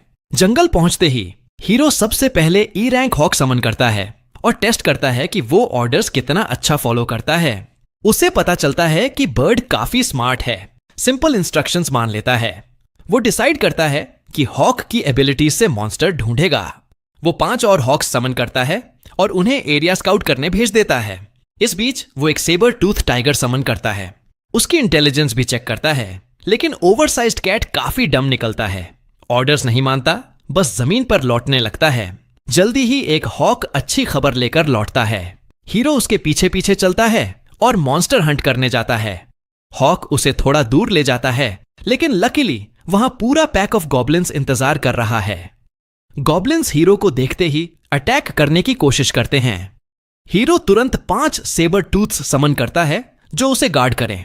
गॉब्लिन्स अटैक करने में हेजिटेट हो जाते हैं। हीरो और डबल डाउन करता है, उनके पीछे 5 और सेबर टूथ्स समन कर देता है। वो अपने समन्स को अटैक करने का कमांड देता है। सेबर टूथ्स गॉब्लिन्स को ओवरवेल्म करने लगते हैं, लेकिन खुद भी थोड़ा डैमेज खा जाते हैं। हीरो बटरफ्लाई समन करता है, जो अपनी स्पेशल स्किल से गॉब्लिन्स को मेलाटोनिन देती है ताकि वो सो जाएं। एक बार सो गए तो आसान टारगेट बन जाते हैं। हीरो एक गॉब्लिन पर रॉक फेंकता है, लेकिन अभी रेंज्ड अटैक से किल नहीं कर पाता। वो सेबर टूथ्स को फिनिश करने देता है। 5 गॉब्लिन्स मारने से उसे 1000 एक्सपीरियंस मिलता है। हीरो को लगता है जैकपॉट लग गया, क्योंकि गॉब्लिन्स आसानी से मरते हैं और अच्छा एक्सपीरियंस देते हैं। वो उनकी मैजिक स्टोन्स हार्वेस्ट करता है। फिर हॉक्स को ऑर्डर देता है कि आसपास और गॉब्लिन ग्रुप्स ढूंढो। वो लगातार सर्च करता रहता है, और एक एक करके गॉब्लिन्स को डिफीट करता जाता है। रात होने तक वो 80 गॉब्लिन्स और साइड में 5 हॉर्न्ड रैबिट्स मार चुका होता है। हीरो मैजिक स्टोन्स को जुगल करता है और सेलिब्रेट करता है क्योंकि उसी दिन 2 बार लेवल अप हो गया। उसे लगता है कि ये उसकी लाइफ का बेस्ट डे है। वो और मॉन्स्टर हंट करने का प्लान बनाता है, हॉक्स से और प्रे ढूंढने को कहता है, लेकिन हॉक्स निराश होकर सिर हिलाते हैं क्योंकि उनमें इनबिल्ट नाइट विजन नहीं है। हीरो पैनिक हो जाता है क्योंकि वो हॉक्स पर भरोसा कर रहा था कि वो घर वापस ले जाएंगे। फिर भी वो समहाउ खुद रास्ता ढूंढ लेता है। 1 महीने के दौरान हीरो अपने ऑफ डेज पर हर बार मॉन्स्टर हंट करने जाता है और लेवल 12 तक पहुंच जाता है। वो कस्टम मेड आयरन बॉल्स बनवाता है ताकि मॉन्स्टर पर थ्रो करके ज्यादा डैमेज कर सके। उसे अपना प्रोग्रेस देखकर बहुत खुशी होती है।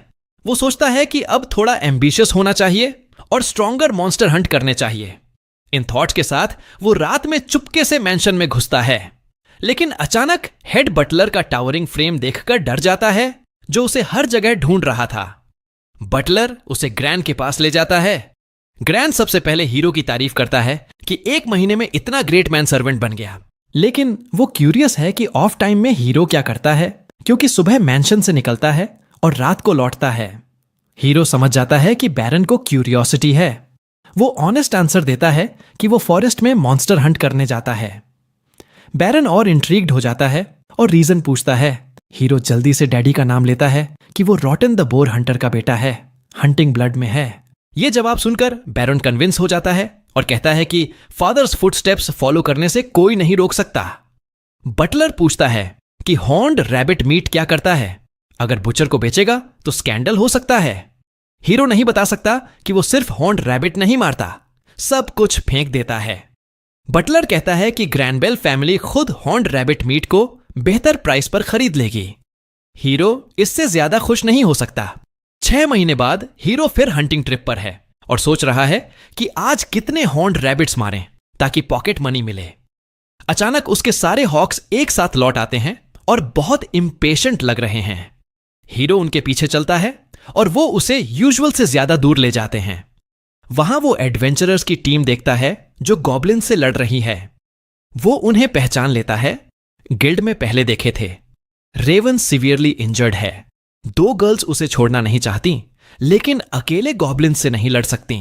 हीरो हेल्प करने कूद पड़ता है और आयरन बॉल्स गॉब्लिन्स पर फेंकता है, लेकिन सिर्फ इंज्योर कर पाता है, फिनिश नहीं।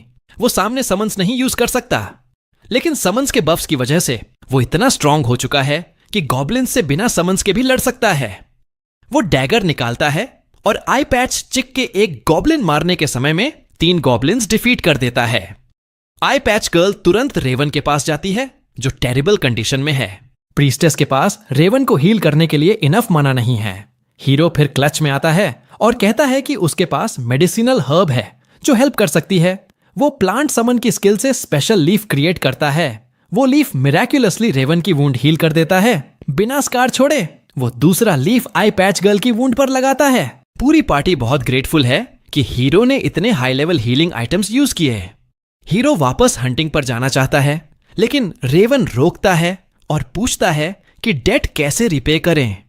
हीरो टाइम वेस्ट नहीं करना चाहता, इसलिए कहता है कि मेरी एबिलिटीज सीक्रेट रखना।